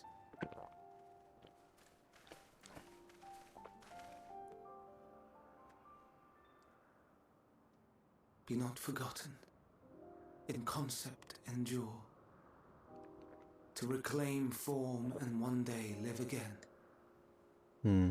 Serve not the star, or any purpose save your own. Live again,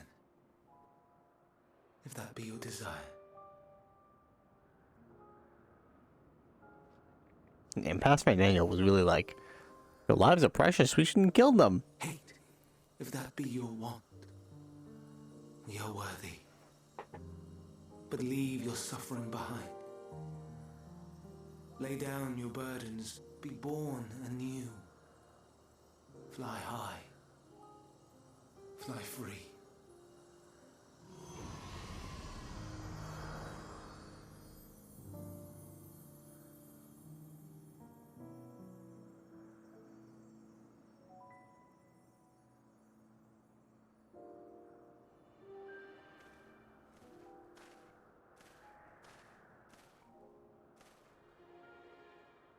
Join the convocation, Hermes. You do not belong here. Leave to replace another. To be replaced. It changes nothing. Tell me, do you think it right that we sacrifice all these lives for the sake of the star? And when the star has reached perfection, what then? If all who are satisfied choose to die, shall we all die in satisfaction?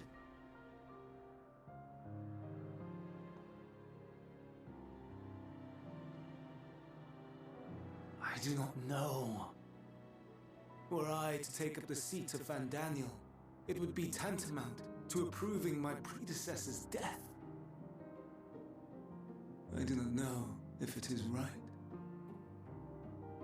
And to be torn by such thoughts. I do not know if I am fit to represent mankind. Hermes! Please don't be angry. It hurts so. Oh. Forgive me. If you would still consider me in spite of everything, I beg some time to gather my thoughts. Meanwhile, Hythlodaeus, I fear I must trouble you to attend to the others. 'Tis no trouble at all. Take as long as you require.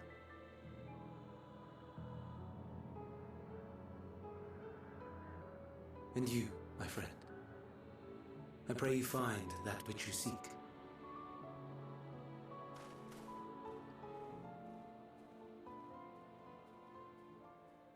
I expect we have some few matters to discuss. Shall we return to the 12 Wonders for a time? Yeah, sure. Let's go back. Aye. Way to pitch it, though, Emmett. Just like he's having this very important moment. So, you should join the convocation. Like, huh? Are you fighting the fire orbs? Oh, I got teleported away.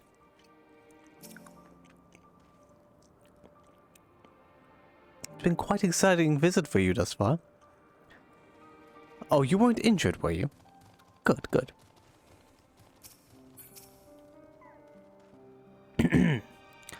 The other Lacheons have been taken care of. The incident is resolved, and life in Elpis continues as normal. Or ends, as the case may be. Rationally speaking, I understand Hermes' argument. No matter how well deserved the rest, there is a pang of sadness when a colleague leaves us. Yet never has a departure caused me such grief as Hermes appears to feel. What must it be like to experience such torment? Oh, you'll find out. You'll find out. Travelers at the crossroads. Where to now? If there's anywhere you would like to visit before we leave, I should be glad to show you the way. Hermes is not yet outright refuse his position at the convocation, merely postpone the decision. As such, I may as well resume my assessment. If we cannot accompany him, then I will content with myself with questioning his colleagues. Ever the pragmatist. Then allow me to remain your humble guide. What of you, Joanna? Will you continue along with us? Guess so, why not? Wonderful. Our fellowship travels on unbroken. I say we explore another part of Elpis, and see what new encounters there are to be had. If you would follow me, we will first head back towards Anagonorosis.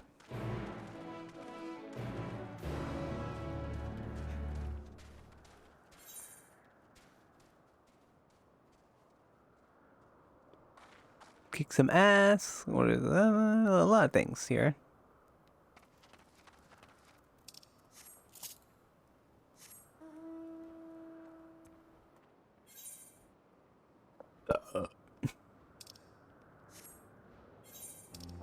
What other parts do we have to see? All of this, we have a little bit of that. We have those little corners over there you can only fly to, you know, just a couple areas.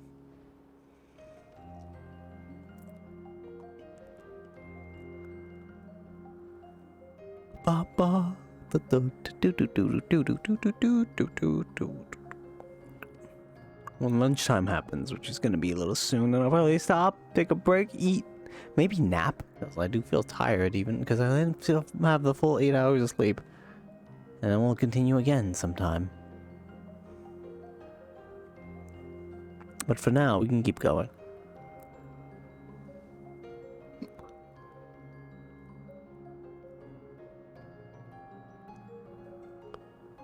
There's only so many ways I could say how pretty this place is.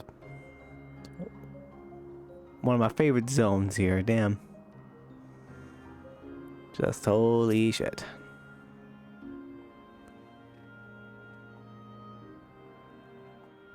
Didn't we part ways with Hermes not far from here? Given the size of Elpis, I expect our paths will cross again before long. From here, we followed the path onwards to Notonias. There we will find the teleporters which facilitate travel between the islands of Elpis. First-time travelers must be accompanied by someone with the requisite permission, which I have previously been granted. We only need to use the device together once, and henceforth you will have to leave. You have to leave to use it freely. Shall we? Cool teleporters. I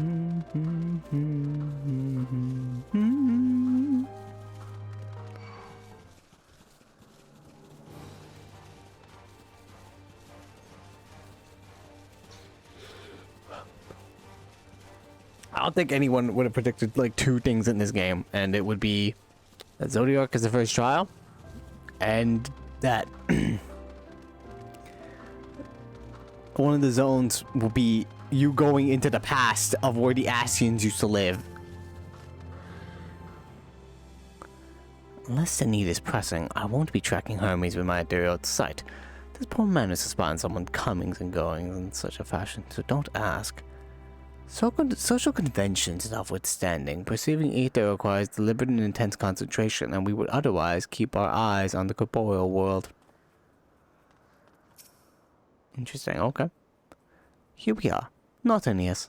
The teleporter will take us to Calimelios Zephyrus, the western island. That is right. That's right there, looming large over us. Step this way and we can soon admire the view from above. Okay.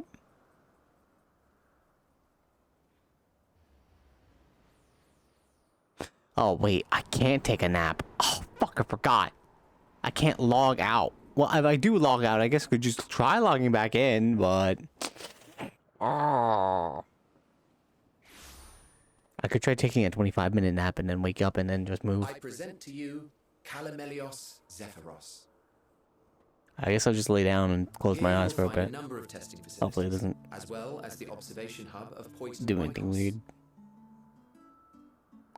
Right then. Let's begin by...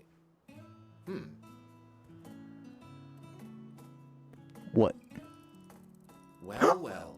An Arraius. Look at them. Delightful creatures. Springing. And what, pray tell, is that? Oh, look at them. Shark creature. That's a new species of shark. We approved the concept but a few days ago. Okay, so you do know what sharks are. Cool. Sharks are among the most popular sea creatures. Rare is the day when someone does not submit a new concept. Which is At first, land they were shark. largely orthodox. Consideration given to such things as size and environmental impact. And then a whimsical someone thought to bestow it with flight. Another, superior intelligence. And then the floodgates burst. Concepts with multiple heads, or arms, or legs, or arms and legs, and so on and so forth. It was getting absurd. I think it's attacking Part us. of me wanted to tell them to go away and find something else to create, but in the end, I couldn't deny their passion. Here we are. I would be... Brace yourself. Oh! Whoa! Venat?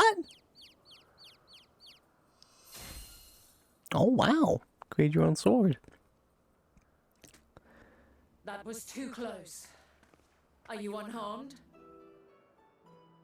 Well now, if it isn't a pair of familiar faces.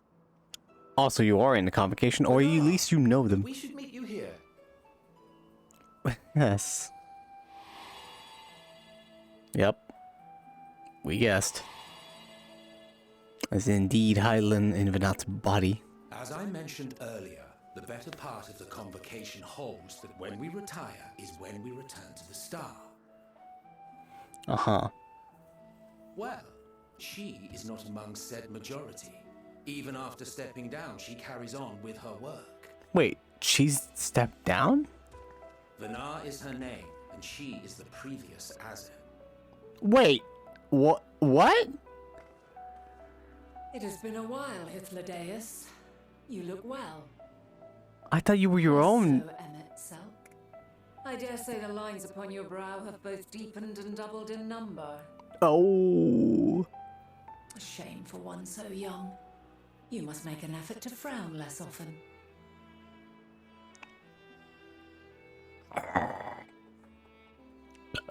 Easier said than done, thanks to your unruly successor. How is she, if I may ask? Incorrigible as ever. I'm probably doing great. Rushed headlong into a volcano on the brink of eruption just the other day. I should be glad to share the tale in its entirety later, if you're so inclined. You know, good thing she's not dead. Oh, you know I am. Now then. So then you... You are?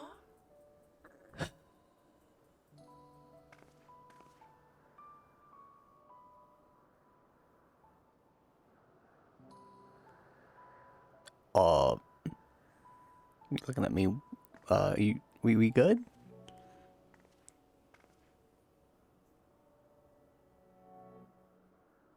I know, I look like her. Yeah, I get that a lot.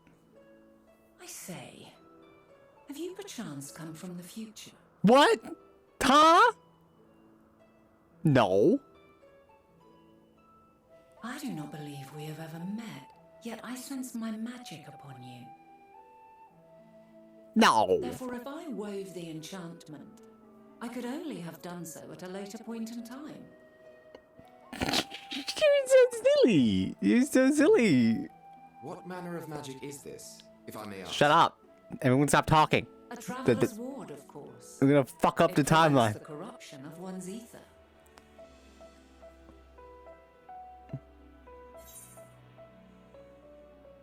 Wait, a traveler's ward? Doesn't protect you from the enjoyment of primals by any chance. I don't think they know either of what these things are. But let's just try the second one. A traveler's ward?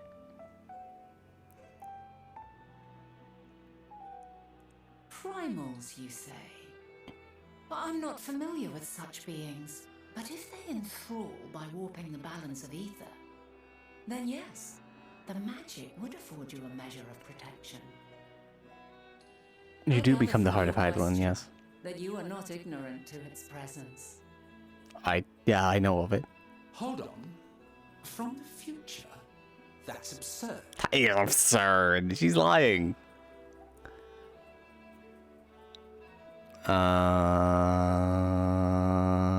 No. What is it? Are you unable to speak of them? Yeah, because I'm from the future. I can't tell you everything about the future. The reality to which you must return exists as a result of the final days. You cannot reshape the past to undo the tragedies of the present. Yeah, I know. We're fucking up. We have to not say anything. You know, it's just, I can't really say things about the future. Your actions here will not change your history, but they may yet affect the course of ours. How very exciting. I'm quite fond of delving into the unknown, and there's naught more unknown than the future. I guess so. You guys could have figured it out. Finally arrives, we cannot know for certain what will come to pass, regardless of our supposed foreknowledge. So you needn't worry for us. I guess More so. importantly, that you should go to such great lengths as to travel unto the past bespeaks the gravity of your quest. I have indeed a big quest, Will indeed, you not yes. reveal it to us?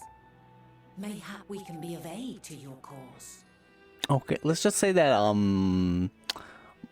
the future is in great peril, and there is something I must know.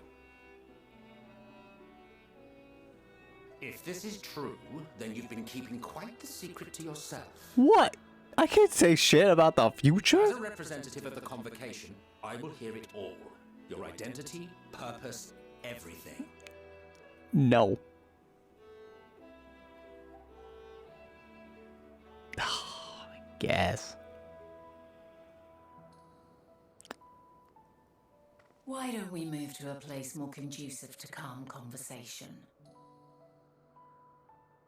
I've been working here for some days now at an old friend's behest. Old friend.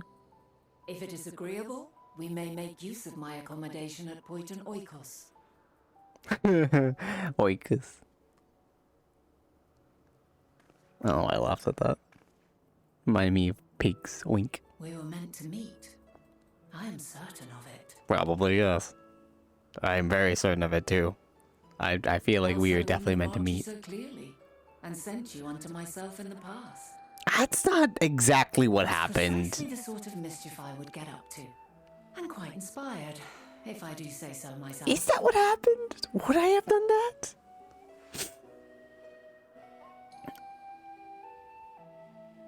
Maybe I should find a way to, like...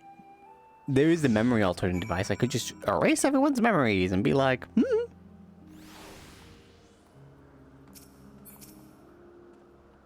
And here I thought you were a harmless stray familiar. As far as I'm concerned, this nebulous talk of future, this and changing history, that can wait. First, I need to find out exactly who you are and what you hope to achieve here. Make me. The future? Our future?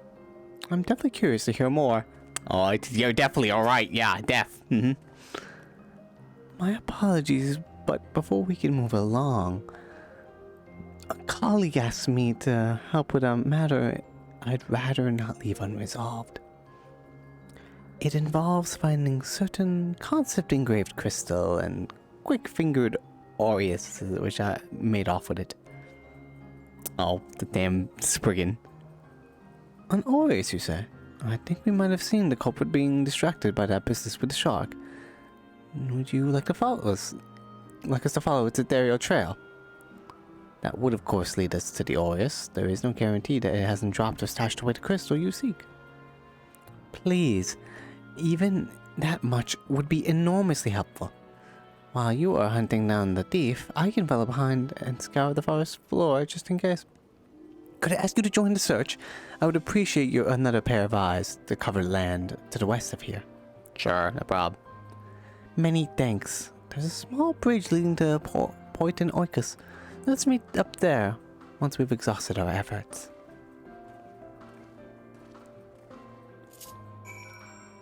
Boop. Northeast.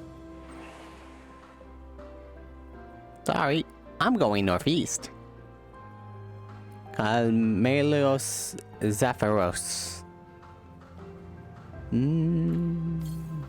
Oh, it's right there. It's like, where could it be? Oh, it's right there.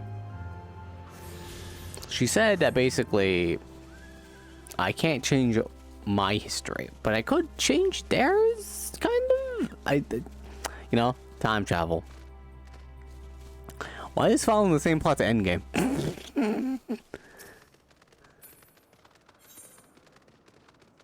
What the hell? What is this? Oh, that's a teleporter.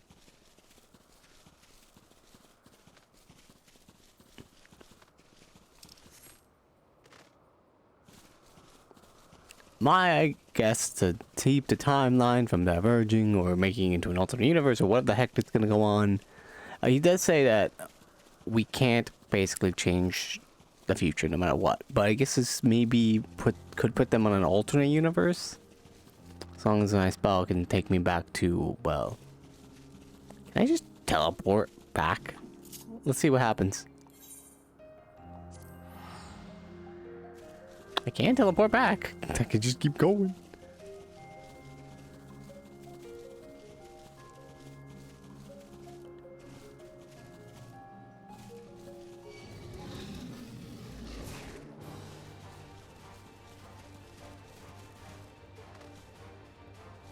Damn it. Jeez Louise, this is some big antlers, buddy.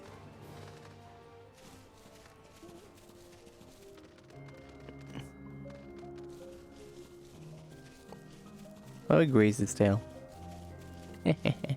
Graze the tail. Nice. There it is. Just jump on that person. Sorry.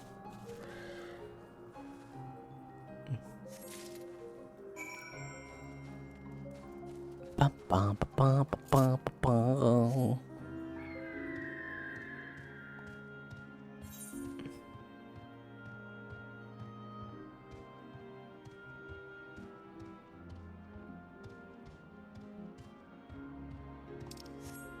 Oh, you have a white fat chocobo.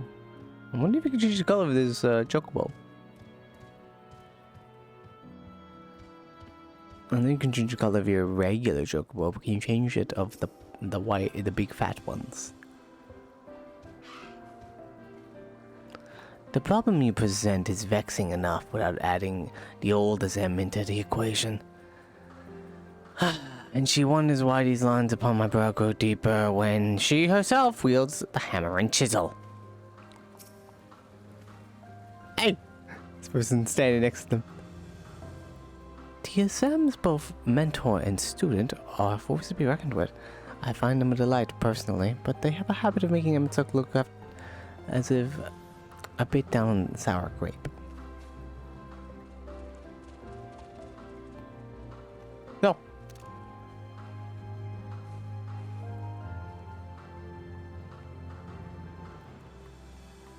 Just all posing here. Look at this.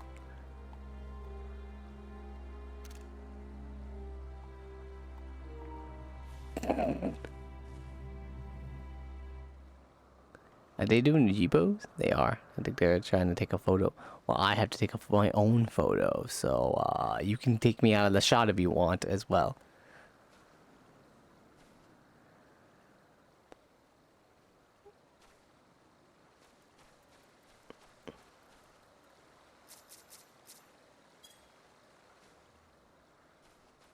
Yeah, alright, I'll do. They probably have taken me out of the shop by now. Excuse me while I do this.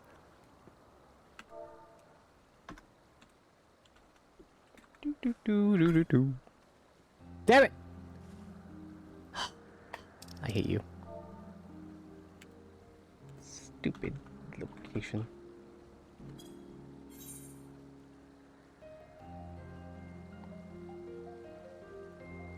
Alright.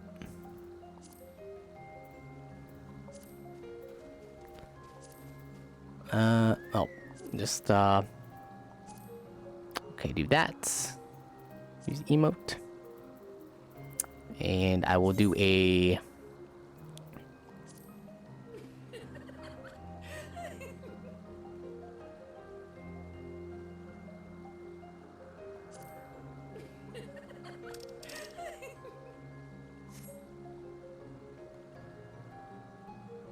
We're all looking up. Why are we looking up? You know, now I want to look up.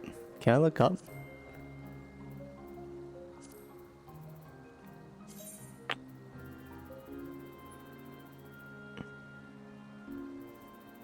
Hmm.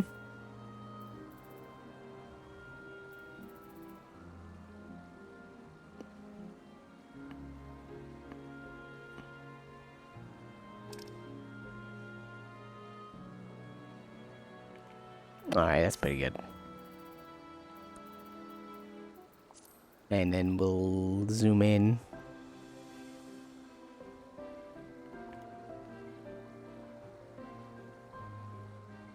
Do that.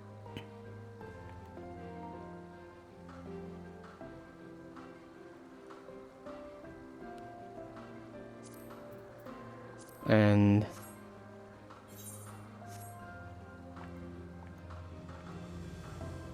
oh, whoops.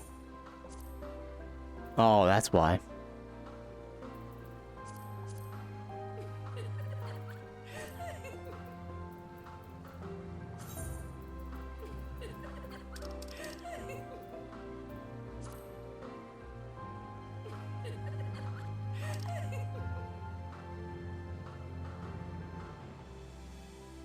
Yep, that's a good taunt.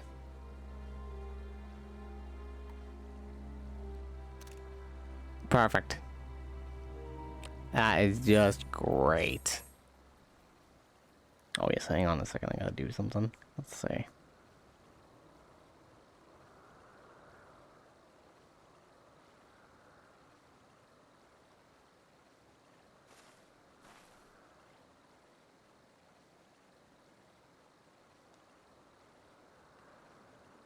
Alright, there we go. Let us get on with it, Vinat. Our last searcher returns. I'm afraid the Aureus no longer had the crystal, nor was I able to find it as I followed in its wake. I don't suppose you fared any better. Got it. The crystal! Ah, well done. Wonderful. Now I can focus on your tale without that missing concept of nagging my mind. Have you always had a knack for finding things? Traveling and searching go hand in hand. You travel often then. It seems we have something in common. Yeah. Long ago when I held the seat of Azim, I was forever trekking back and forth across the star in search for answers to people's problems. Naturally, the need for such journeys has lessened considerably since I entrusted the position to my whimsical successor.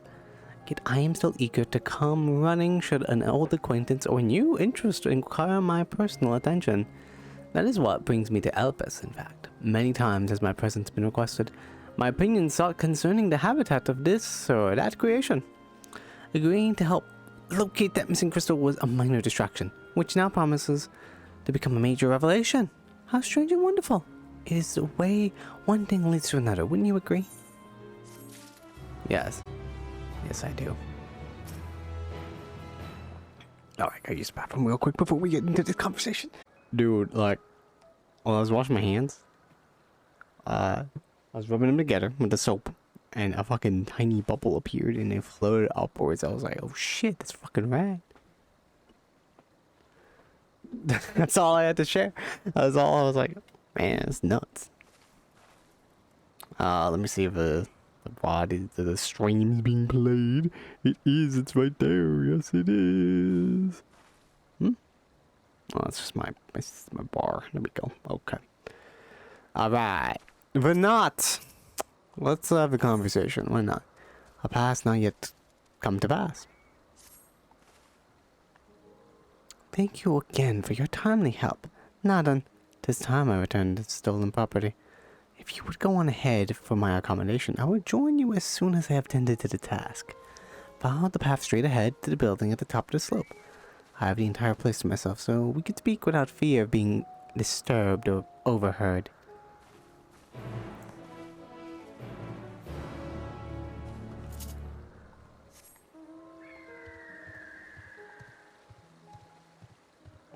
Potin Oikos. Oikos. Oikers. This place seems nice.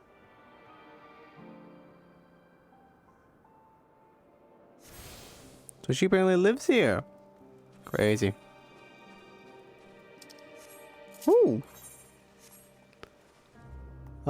Those fairies? Oh. Ooh. East. Hey, what up, Melagros? That sounds like a Meliagros? That sounds like a Pokemon name. I'm a taxonomist. An artist in the medium of names. It's my job to adorn the flora and fauna of Eteris, such as these creatures you see here, with names befitting of their natural beauty. Cool, cool, cool indeed, yes. East. Rhymes with Weast. Oh god. It's a Minotaur. I don't know what you call those, but that's a Minotaur. Best be careful of that. Northeast. It's up here. Top of the jump. I didn't realize that's the sound of them jumping. We won't get to hear this if we fly soon. So enjoy the sound for as little as you can.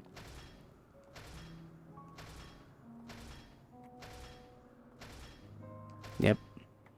Sink it all in. It's gonna go away soon. At least the next 2 years.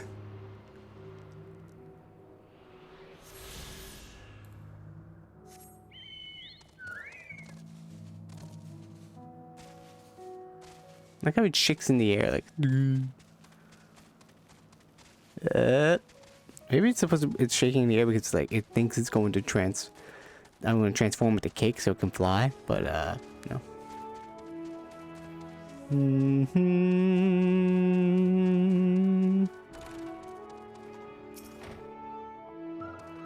Hey, you needn't be nervous around Renat.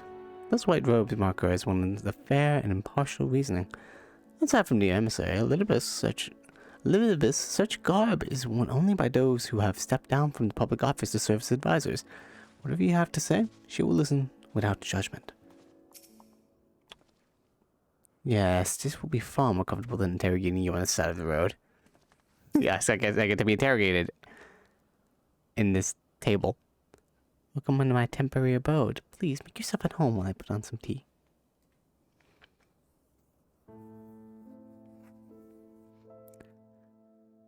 Ah, long day.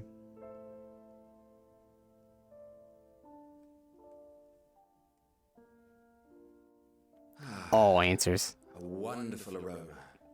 I feel more relaxed already. Would that I had sweetmeats to offer, but I travel light out of habit. At least we had some Plenty tea. of hot water though, so please have as much tea as you like. Thank you. Now then, will you tell us your tale? Okay. Let's give it a shot. It all began here.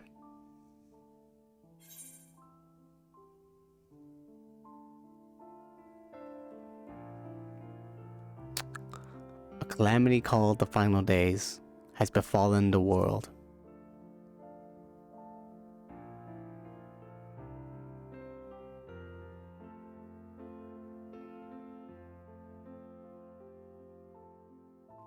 Why don't you start from the beginning? Because this is the beginning. Yeah, you're living it. So, you guys we come from, we split off from you. You get summoned and turned into a primal, I guess. And Elizabeth turns into another primal. They fight. They all get sundered. All that shit happens. You become a villain. I beat your ass. It's pretty awesome. Hyphlodius helps out. Me beat you. And, yeah. I think it's... and Heidelin's big gem. Crystal. Zodiac. Ashians. They're kind of evil.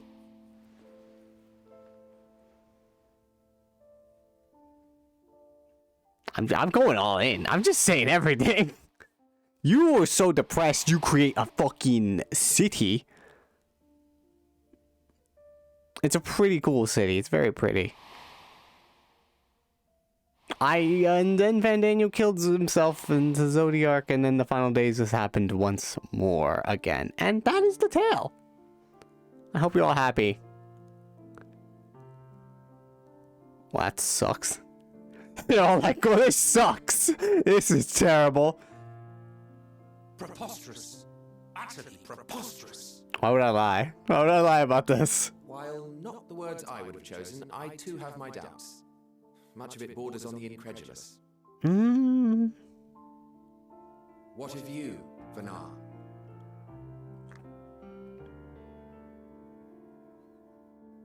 Vanar, you good? Not knowing the precise details of the first final days, it is difficult to determine the veracity of the tale. Well, we don't know until it'll happen. Supposing it is all true, I must ask myself why I would do what I did. Why would I feel I had no recourse but to oppose the 14 and create this Heidelin?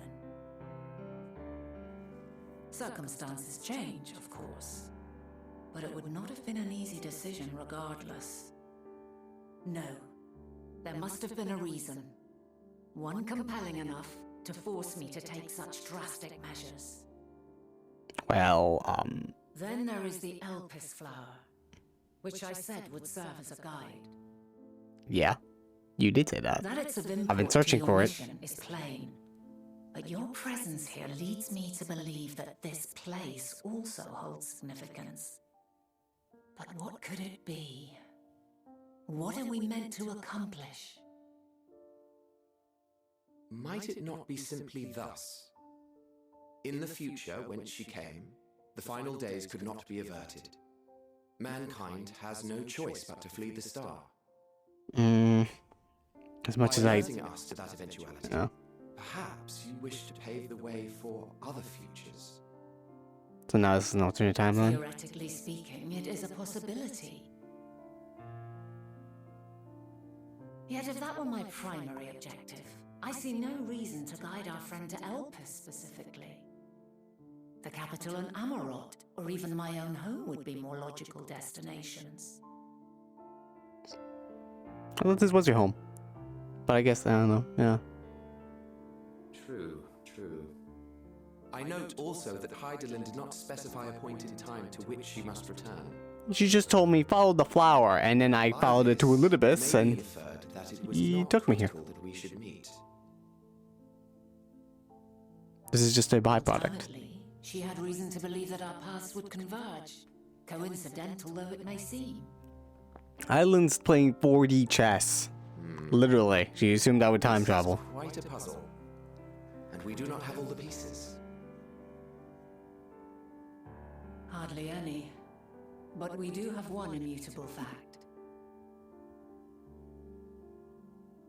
If the final days are indeed as described, they will bring death to all that I hold dear. Yet despite being afforded long years of preparation, the only provisions I could make were for flight.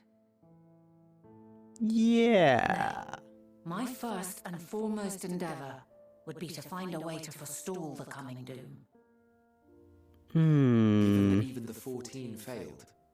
Mayhap you deemed it impossible. Nothing is impossible.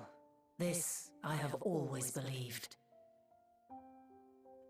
And if hiding I don't know if is Daniel indeed me, thought she life was will be precious, safe. then he became a suicidal maniac. So, like, Listen to yourself. Are you seriously entertaining the notion that you are a messianic figure in some far-fetched tale? You just hate it because you're the villain in the tale. Well, I will not. I refuse to accept that our world could be undone by some unforeseen calamity.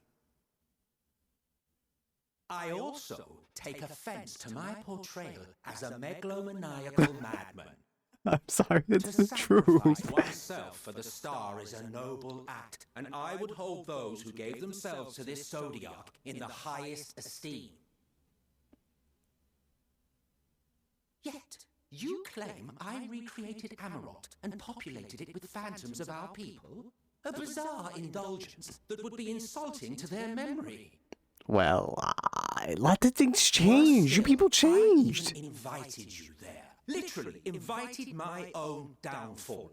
Why would I do something so idiotic and inexplicable? Because you were tired. Also, I don't know. We didn't really have a conversation about it. You just started attacking me.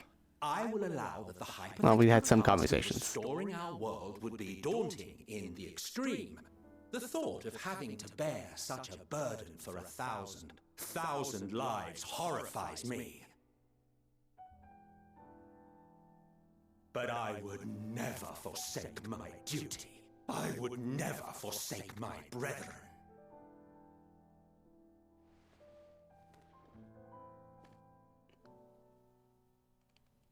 You do not know me. I've had my fill of your fiction. I will return to my duty, and you will not bother me again. Okay. Emmett Selk, wait! There he goes. He did not like the tale. I kind of guess he wouldn't like it. It wasn't a fun tale for him. Doesn't sound fun for you either. You've seen much of Elpis already. If you have any observations to share, I should like to hear them. You guys seem cool. Sucks that you got destroyed.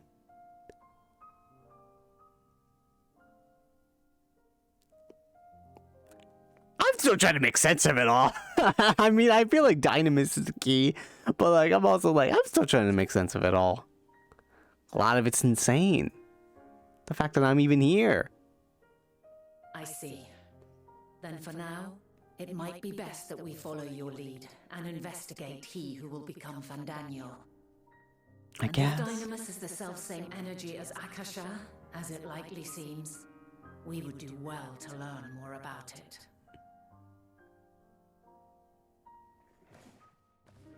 With that settled, it is time for action. The missing pieces of the puzzle are here, I'm certain of it. And when you find them, the picture I wonder might if be saving this yourself place as though painted will be create an complete, alternate universe. and you will have your At this answer. point, I agree. It would. But maybe the Suffice it machine to will say, I will aid you in your quest. erase everyone's memories of me being given here and telling you all about this. I don't know. I don't know where the fuck this goes. He didn't drink his tea.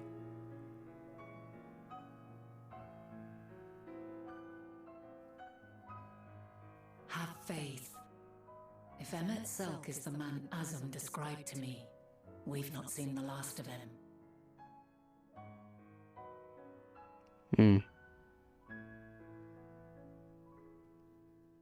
So you think he'll be back? Probably. Having said, I realize that you people aren't different races. That must mean that, or you're like Cure-like. That must mean that Zem is me, but without bunny ears. Very weird. Very weird indeed. Shall we begin our investigation then? I'm acquainted with Hermes, of course, but only as a visitor received by my chief overseer, Elpis. Of the man himself, I know only that which is common knowledge. Thus, I suggest we fall back on the tried and true method of conversing with the locals. The observers who will live here can surely tell us more of Hermes and Metion, and have a good idea of where we might begin.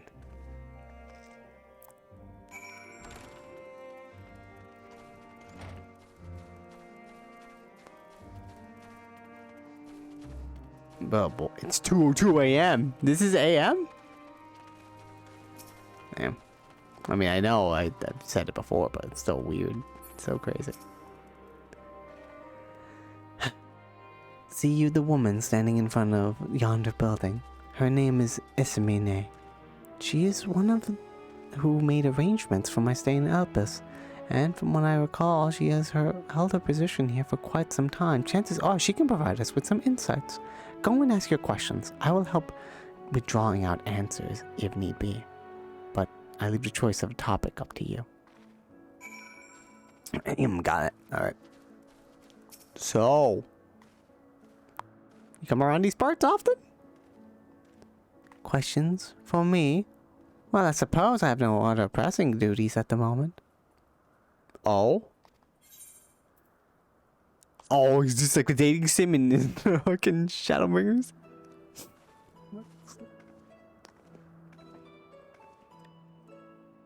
Greetings, Isamine. My friend here is desperately curious about Chief Hermes, and I was wondering if you might indulge her. Certainly, Mistress Vanat.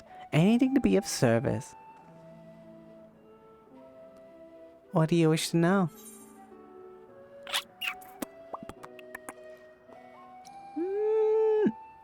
What kind of person is Hermes to you?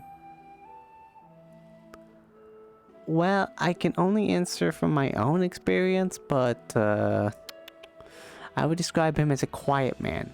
Reserved, you might say, and occasionally somewhat poor with his choice of words. His reticent nature, however, does not prevent him from carrying out his duties as chief overseer. The man is a walking archive when it comes to life forms. He can discuss any species with incredible detail, and is the leading authority on concepts with power and flight. I hope that answers your question. Was there anything else?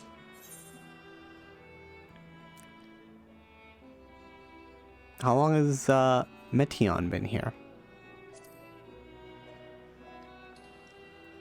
I cannot rightly say. As the chief's personal creation, Meteon has not been subjected to an observation and study like other concepts. So one day, she was simply there, and what do you make of her abilities?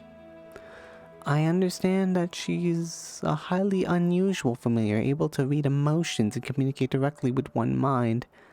Exactly how she was created with that talent, however, is a mystery to me. My apologies, I wish I could explain her nature in more depth, but I've not had occasion to discuss it with Chief Hermes.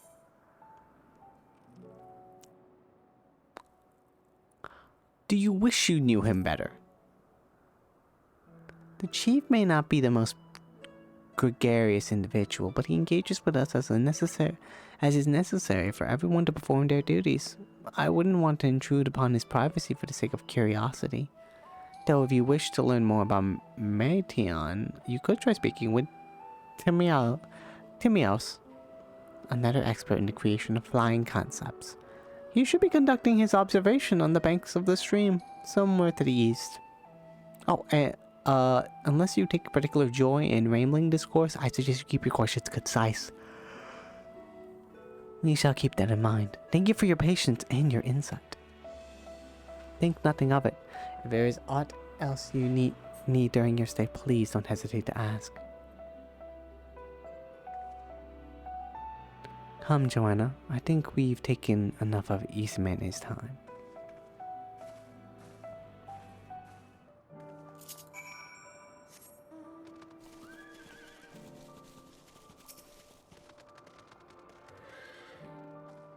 Ayo! Investigation is off to a fine start, wouldn't you agree? From here, I propose that we split up. I shall continue making inquiries with the resident observers, but you could track down the colleague Isamene mentioned. While I did feel compelled to interject once or twice during that previous conversation, you seem more than capable of drawing out the answers you seek. All I ask is you watch your footing around the stream. You can meet back here once we finish talking with Timios. It'll be fine.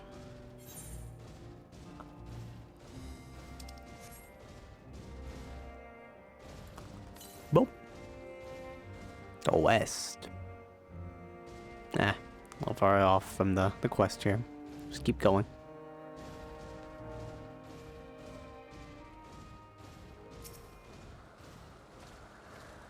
Hey, what up?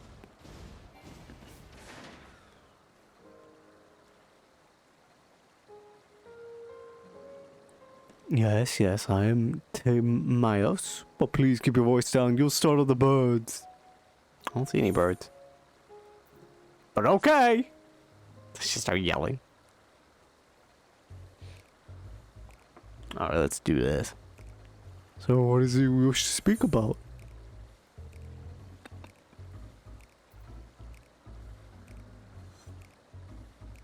What do you think of Chief Hermes' flying creations? Chief Hermes' work, a worthy subject indeed. Those beings which soar through the clouds, majestic and graceful, are ever the favorite of creators.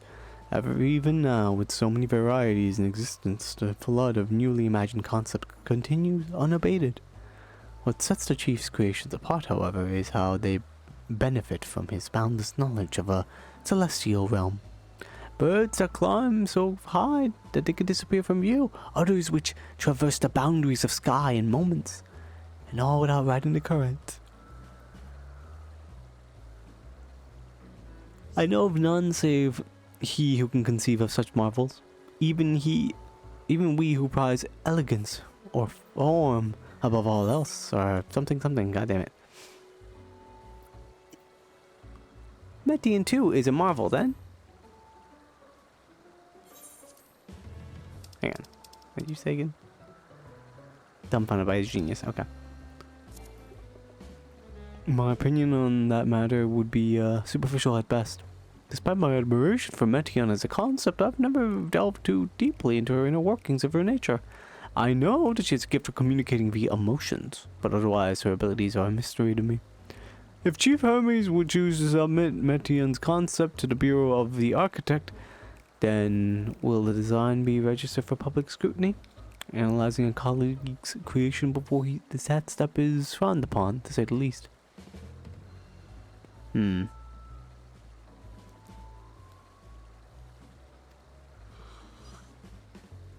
Of course, if he came to me, a fellow artisan, looking for advice, that would be an entirely different story.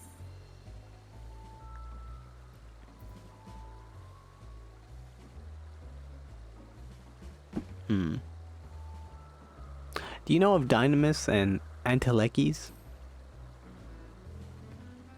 Dynamis and Entelechies? Those terms do sound vaguely familiar. Was there not a flower made here in Elpis which exhibited properties of one or the other? It must have been centuries since I last heard anyone speak of such things. Has there been a resurgence in interest? Nope. Then why bring up the subject? I'm flattered that you saw my insight, but I cannot afford to neglect my duties for the sake of idle chatter. Now I really must return to my observations. Surely you have your own tasks to attend to.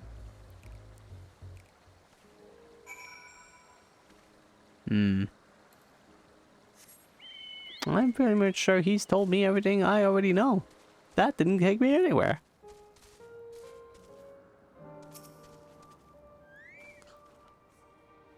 Fascinating, yes. Yet simply fascinating. You don't often see a familiar show such interest in someone other than its master.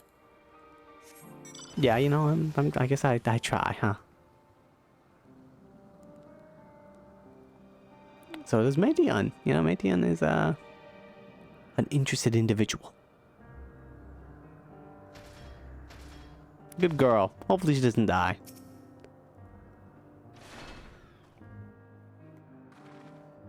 Back already? That was quick work. You were obviously clever enough to head off any of that rambling Essamine mentioned. So, have you any new findings to share? I see. Even an expert in the field had little understanding of Metian's capabilities, let alone an awareness of her dynamis. My questions resulted in much of the same answers. Hermes' colleagues view Metian as his personal project, and could provide no details beyond those which you just told me. Which leads me to believe that the only person with any significant knowledge of Dynamis is Hermes himself. Yes, we've reached some progress here, but more information is needed if we are to reach a definitive conclusions. Oh, finally level 87. Well, hang on.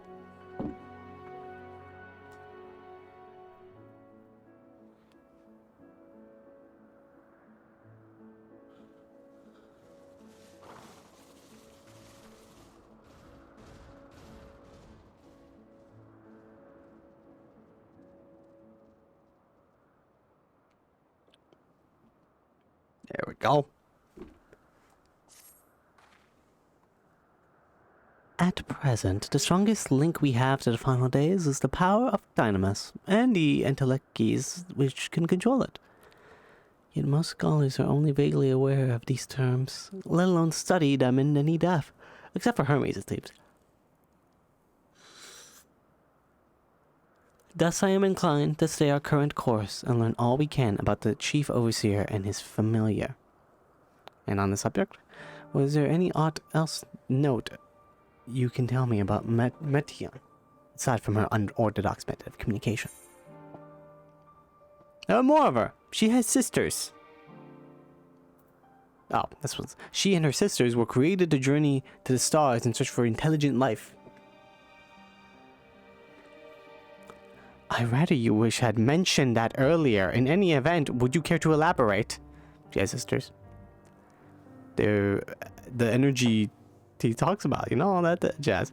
So these siblings of hers now travel the great expanse in search of deeper meaning. Thank you. Though the mystery at hand remains unsolved, I feel you've touched upon a vital core, one we should keep in mind as we continue. Next, I propose we take ourselves to Perpetua Crystalline, not far from here. Just follow the path west. We go westward! That's where the Aether current is, I think. It's southwest, but yeah. Oh! Nice corkapur. Aren't you a dowdy familiar? I'm not one for fighting myself, but if I had one such as you at my side, I would no doubt feel a great deal safer.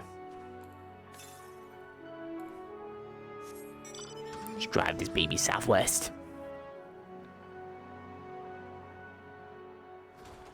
Should be able to see it here.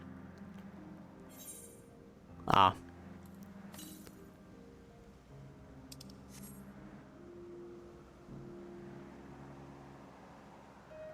It should be right here on top. Oh, right there. Hold up.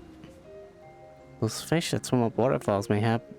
They would be able to climb more efficiently if we slim down their bodies to reduce friction. Yes, I know.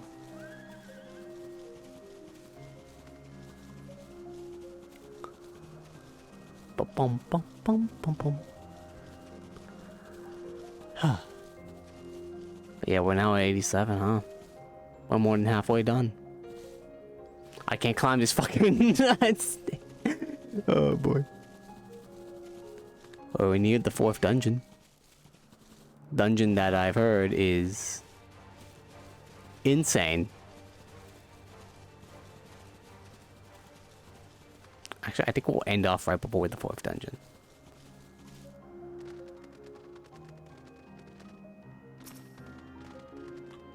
Have something to play, and then we'll play like later, because I think food's about to get here soonish.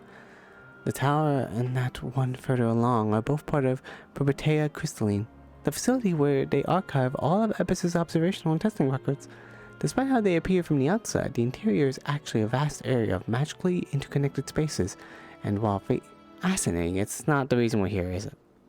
I should cut the architectural lesson short and see what those two archivists have to share. If you could find someone to speak with over at the other tower, I shall join you there anon.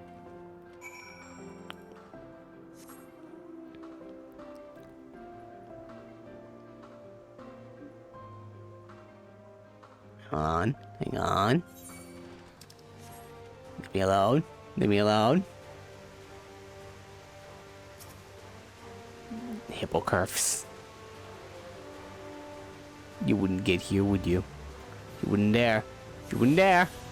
Alright, yeah, that's right. Damn right you wouldn't. Look at this view.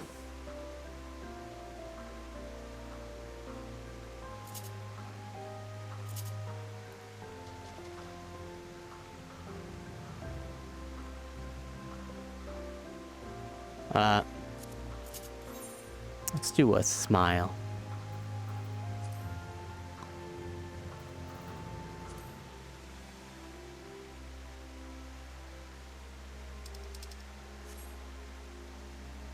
Oh, damn it. She got rid of her smile.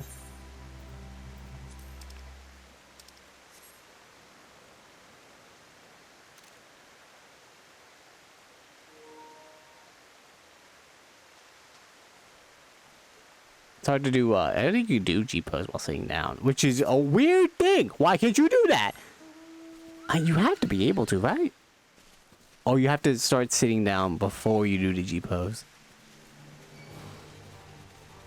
Ah! Why do you create these things? What's wrong with you?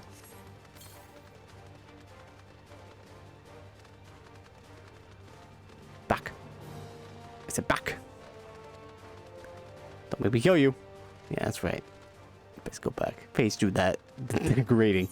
Alright. You've explored most of the area now. Last is this area, which I don't know if you could teleport to.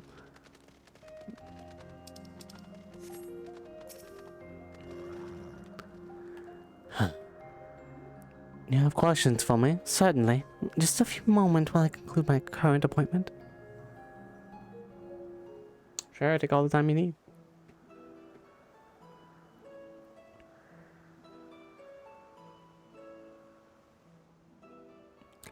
Indeed. So if you could provide a comprehensive log of those behaviors, we should then have sufficient data for our... Yes, indeed. Alright, I'll get the strap on ready. Now, what is it you wish to speak with me about? I have an appointment at 3:30. You know... Chief Overseer's personal research project. And by that, I assume you mean Mediton. I just realized now that her name reminded me of Mediton from Undertale. Damn it. Such undocumented studies are difficult to track. After all, hardly a day goes past without seeing a researcher trailed by one creation or another. I'm afraid I cannot tell you exactly when Mediton, there's no actual T there, Medion appeared. Only that she now spends much of her time at Chief Hermes' side. Although I do recall an interesting tale my dearest Galeen shared with me. Oh yeah? What was the tale? Galeen is my partner, and a fellow researcher here in Elpis. She was returning here late one night when she caught sight of Chief Hermes sending Medion heavensward. A host of them. I see. You mean the first expansion? Do shut the fuck up. Okay. For several days, she would speak of that scene with wonder, describing it as one of the most beautiful spectacles she had ever witnessed. That sounds like a story I should like to hear.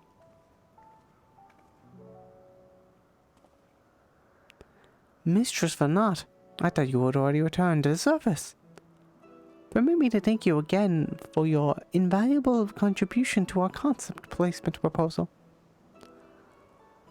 Pray, do not mention it. As you say, my original plan was to leave after that task, but I have since become engrossed with Chief Hermes' research. Would you do me a favor and tell him of this sight which so delighted your Galeen? Of course, or you could hear it from her lips directly if you prefer. At present, she should be observing a subject in Metabiosis Thalassae. She does enjoy her time there, watching the sea creatures hunt and play, gazing upon the salty waters of the world's oceans recreated in such sublime detail. I imagine you find similar joy in indulging your boundless curiosity, Mistress Vanat. Even though such pursuits must continually and regretfully delay your return to the star. You know how it goes. Indeed they do. 'Tis rest well deserved and long overdue, I should think. How greatly have we prospered for the wisdom you accumulated during your travels as a Zem. And what would Elpis be without your earlier academic work? The theories you developed served as a basis for many techniques still in use today. Man is a creature of contemplation, but none embody that nature with as much enduring passion as you. I dare say there is not a soul alive more worthy of a return I shall rejoice the day you depart on your final journey. I will be honored. Is she hesitant to go on the final journey? To die, basically? Well, shall we take this opportunity to meet with Galeen in person? Is it because after I told that story? Then allow me to reconfigure the door to the archives here. It will take you to the Skyway and spare you the need to avoid hostile concepts above ground. That would be most helpful, thank you.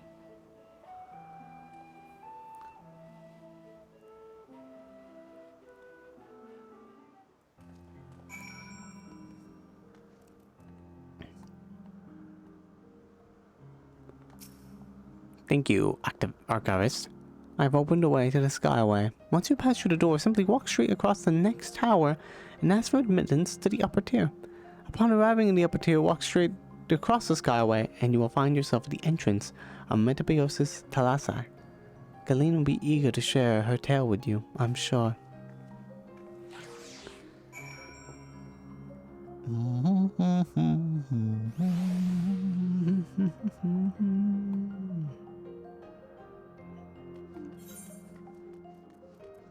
Oh, we're up here. I thought this was gonna take us all the way here. Maybe it still will. It's pretty far, right? I think it's up there. It's got a lot of trees and everything. The tower ahead is still part of Perpetua Crystalline. You will need to ask for passage through the upper tier. Mistress Vanat! As passing through, allow me to prepare the path. If you need further assistance, there will always be an observer or two on the upper skyway.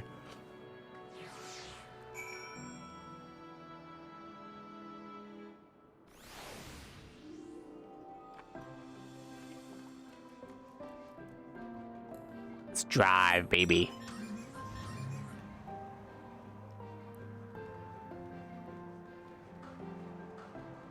Yo, what up? How's it going? This is a race.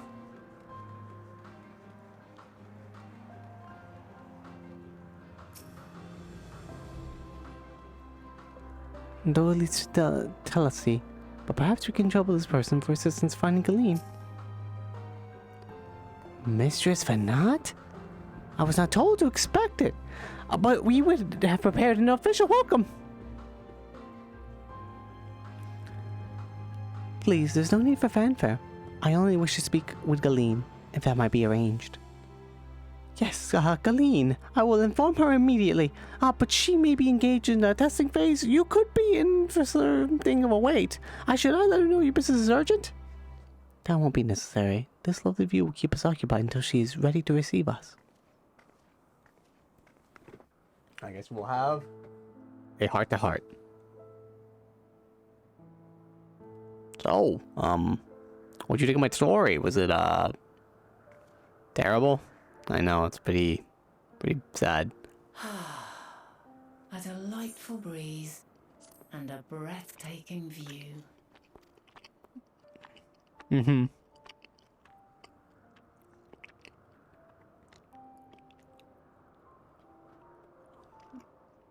What is it like in the future?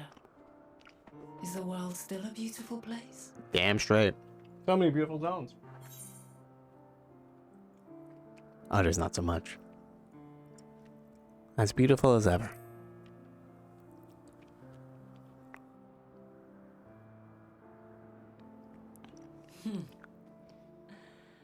I swear I could hear the glimmer in your eyes and the adoration in your voice.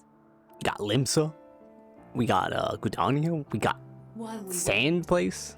Will you not tell me about your adventures? We have snowy areas. Which led you here, but the simple delights all your own. Simple delights. About the future world, I may gain insight into future me's plans. Well, future you doesn't really talk to me that much, except for more than that. I am a little bit. Simply as a fellow traveler. Short of going somewhere oneself, there's naught more stirring than hearing another's account.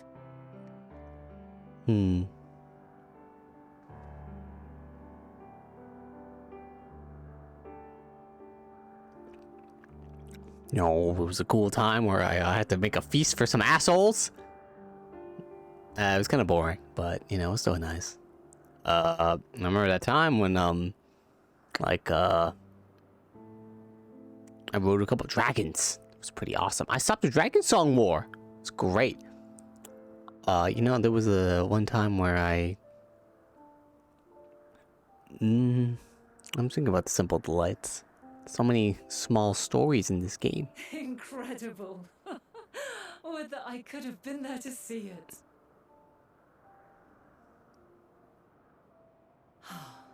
Maybe you technically are always seeing it. Yours A little is bit, a a harsh little. and unforgiving world. Yet in spite of this, your brethren hold fast to their virtue. To know that the light of mankind's potential still shines, even in that faraway place, it gives me heart.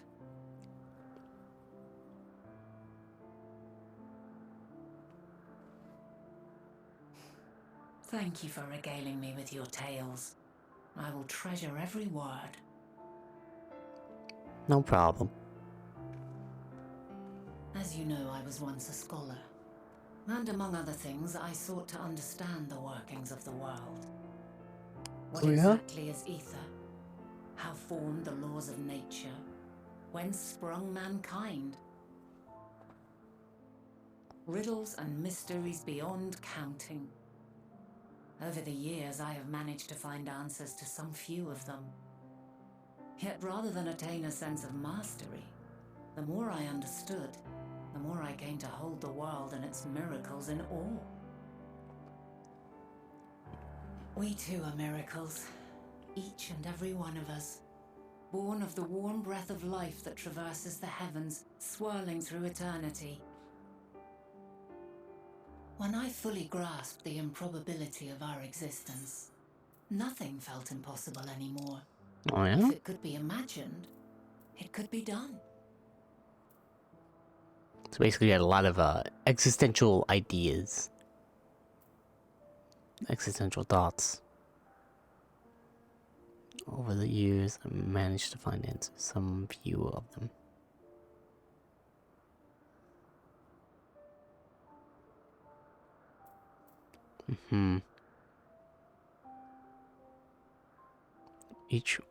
We too are miracles, each and every one of us, born of the warm breath of life that traverses the heavens, swirling through eternity.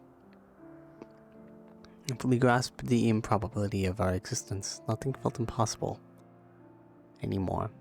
If it could be imagined, it could be done. Oh, hang on, that call. Whoop.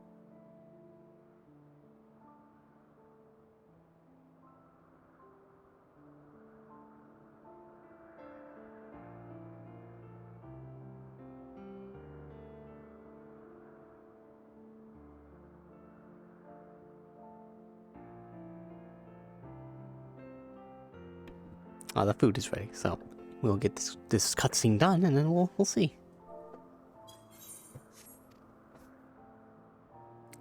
See about that food.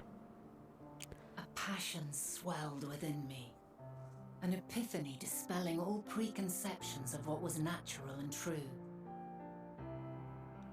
Yeah. And a presence without, immense yet intimate, fate perhaps, holding us in its tender embrace. Maybe.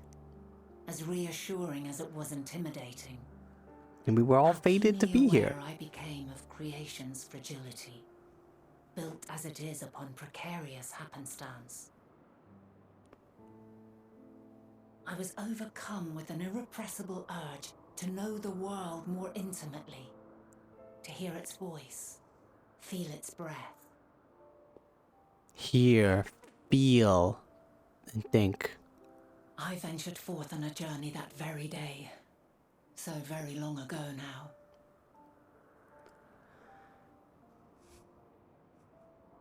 Freed from presumption and prejudice, I saw the world through a newborn's eyes. Everything fresh and new, and so beautiful. Lands that stretched on forever. Skies one could drown in. the heartbeat of nature, silent yet strong. And amidst it all a people, beacons of light and life, laughter that warmed my heart like naught else before. They are my meaning and my purpose, my love.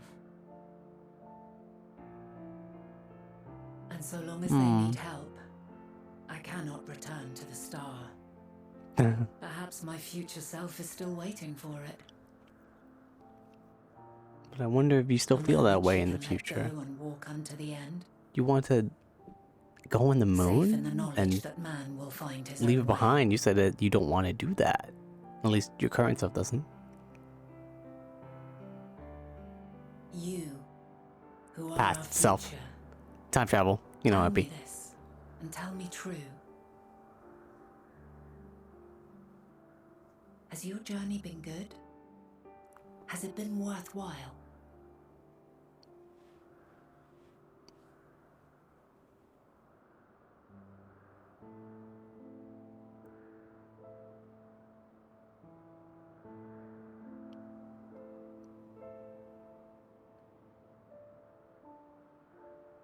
Pray forgive my lateness.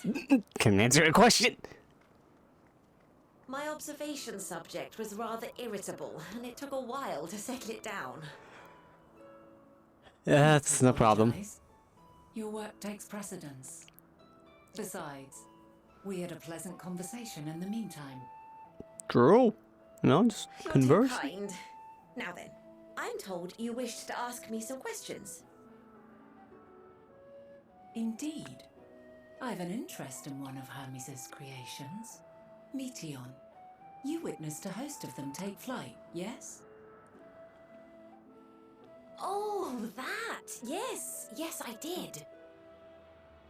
'Twas Yeah, in the what was dark with of the that? morn. I'd left the Thalassai after nocturnal observation. As I walked along, I spied a bright light climbing high into the southeastern skies. Then, in an instant, it was gone, like a shooting star, only rising rather than falling. Mm-hmm. But then another shot up, then another, and another. So many Intrigued, Meteon I rockets. made my way to the edge to investigate. That's why I named them Shooting Star. And who should I spy on an isle to the south but Hermes and Meteon, the Metea, rather. There were lots Metea. of them, and Huh. I realized I feel like it's a they Final must be the Fantasy shooting term. stars that I'd seen. Metea. Could be nothing. A dazzling spectacle indeed. Have you spoken with Hermes about this?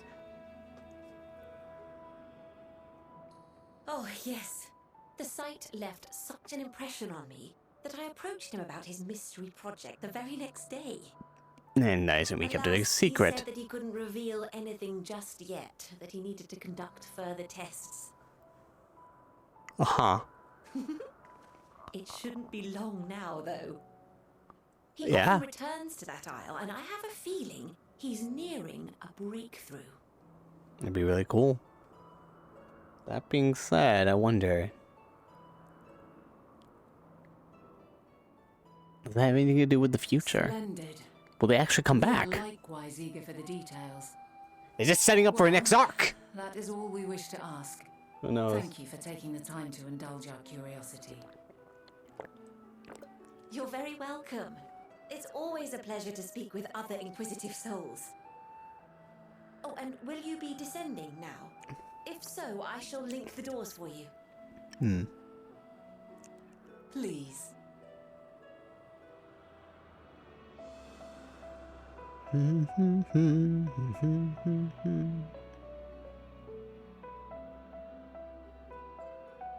In this conversation, we got to hear a lot about our outlook of life, and how she leaves it very beautiful. It does make me question, though, Hyland is still the same. Is Venat still the same as she was before? So another piece of the puzzle falls into place. From what we've learned thus far, I think we can safely conclude that Hermes hasn't been revealing the details of his research to others. which suggests that either someone will appropriate his discoveries and make use of them, or that Hermes himself will have a hand in causing the final days. Oh, Jesus. Since we have no reason to suspect the former, we should consider the latter the more likely possibility. Proceeding under the assumption, our next step should be to divine why, or even if he might desire such a terrible fate for our star.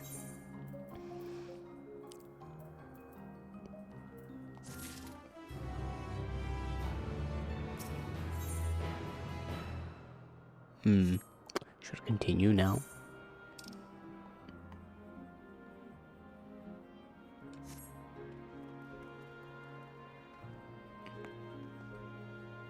I'd say my food is ready, so we will end the stream for a bit and then come back in a couple of hours or so.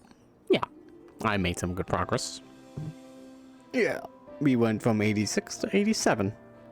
And we're going near probably the next dungeon at some point. I don't know when, but it'll be at some point. I don't know what it's gonna be. People I do know have said, holy shit, there's level 87 dungeon. And so I'm like, I don't know what the fuck that even means. We'll see. I want to thank everyone who came on by for a bit. Follow me on Twitch and Twitter, Bumpy Park. I will tweet when I'm ready to go live again. And I'm not sure how long I'll stream the rest of the night because I have to go into work a little earlier than usual. A little earlier than Mondays. But it still is going to be probably till 11 at least. At most 11. Who knows? But I gotta at least eat first. So, take care, everybody. Have a good day. See you.